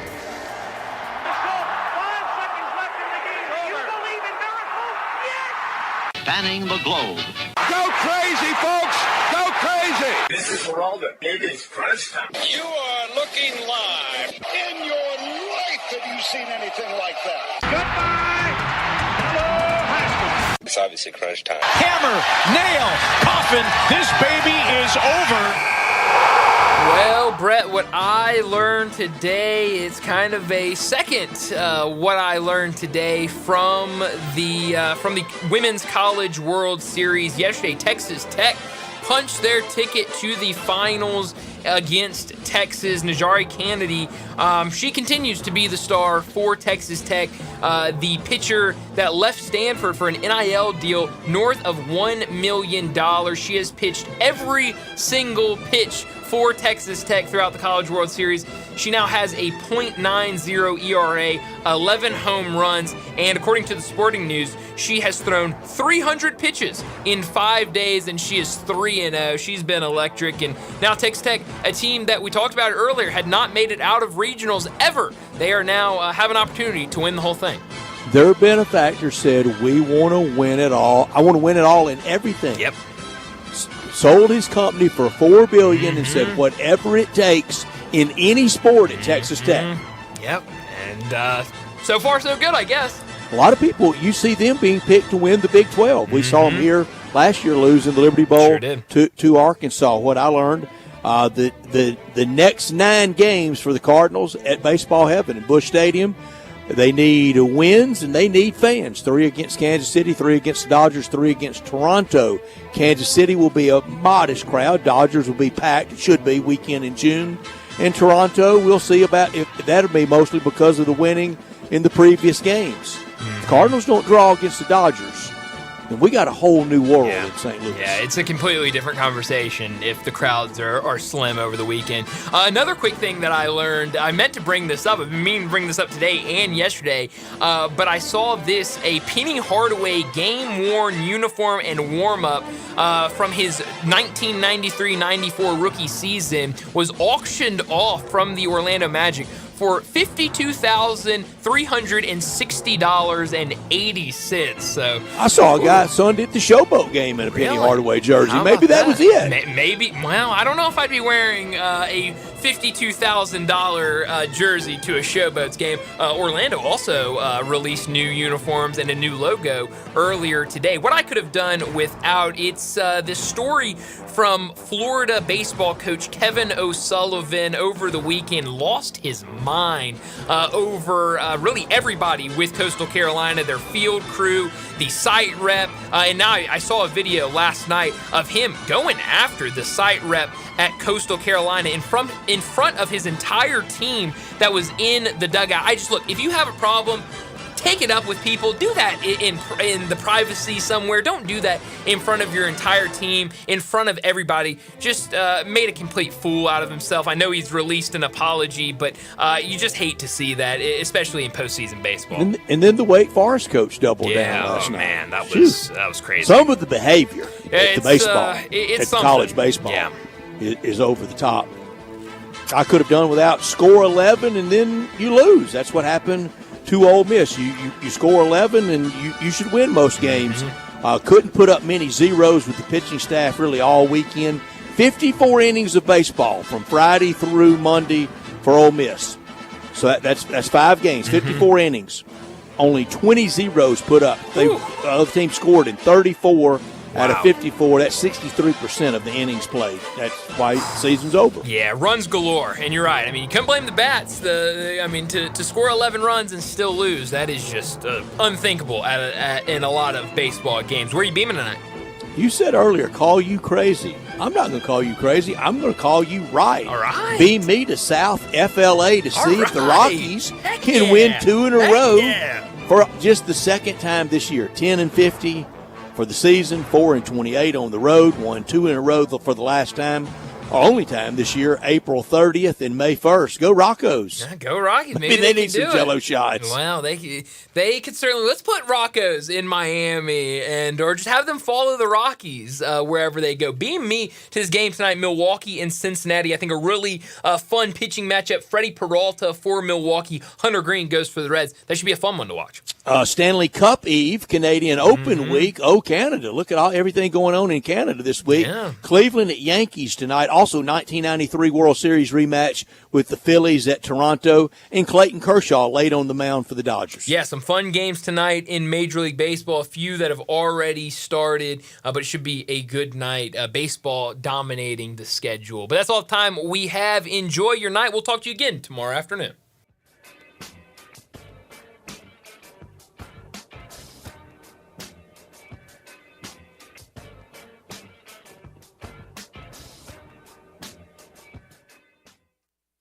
Air. We breathe it naturally. Simple, right?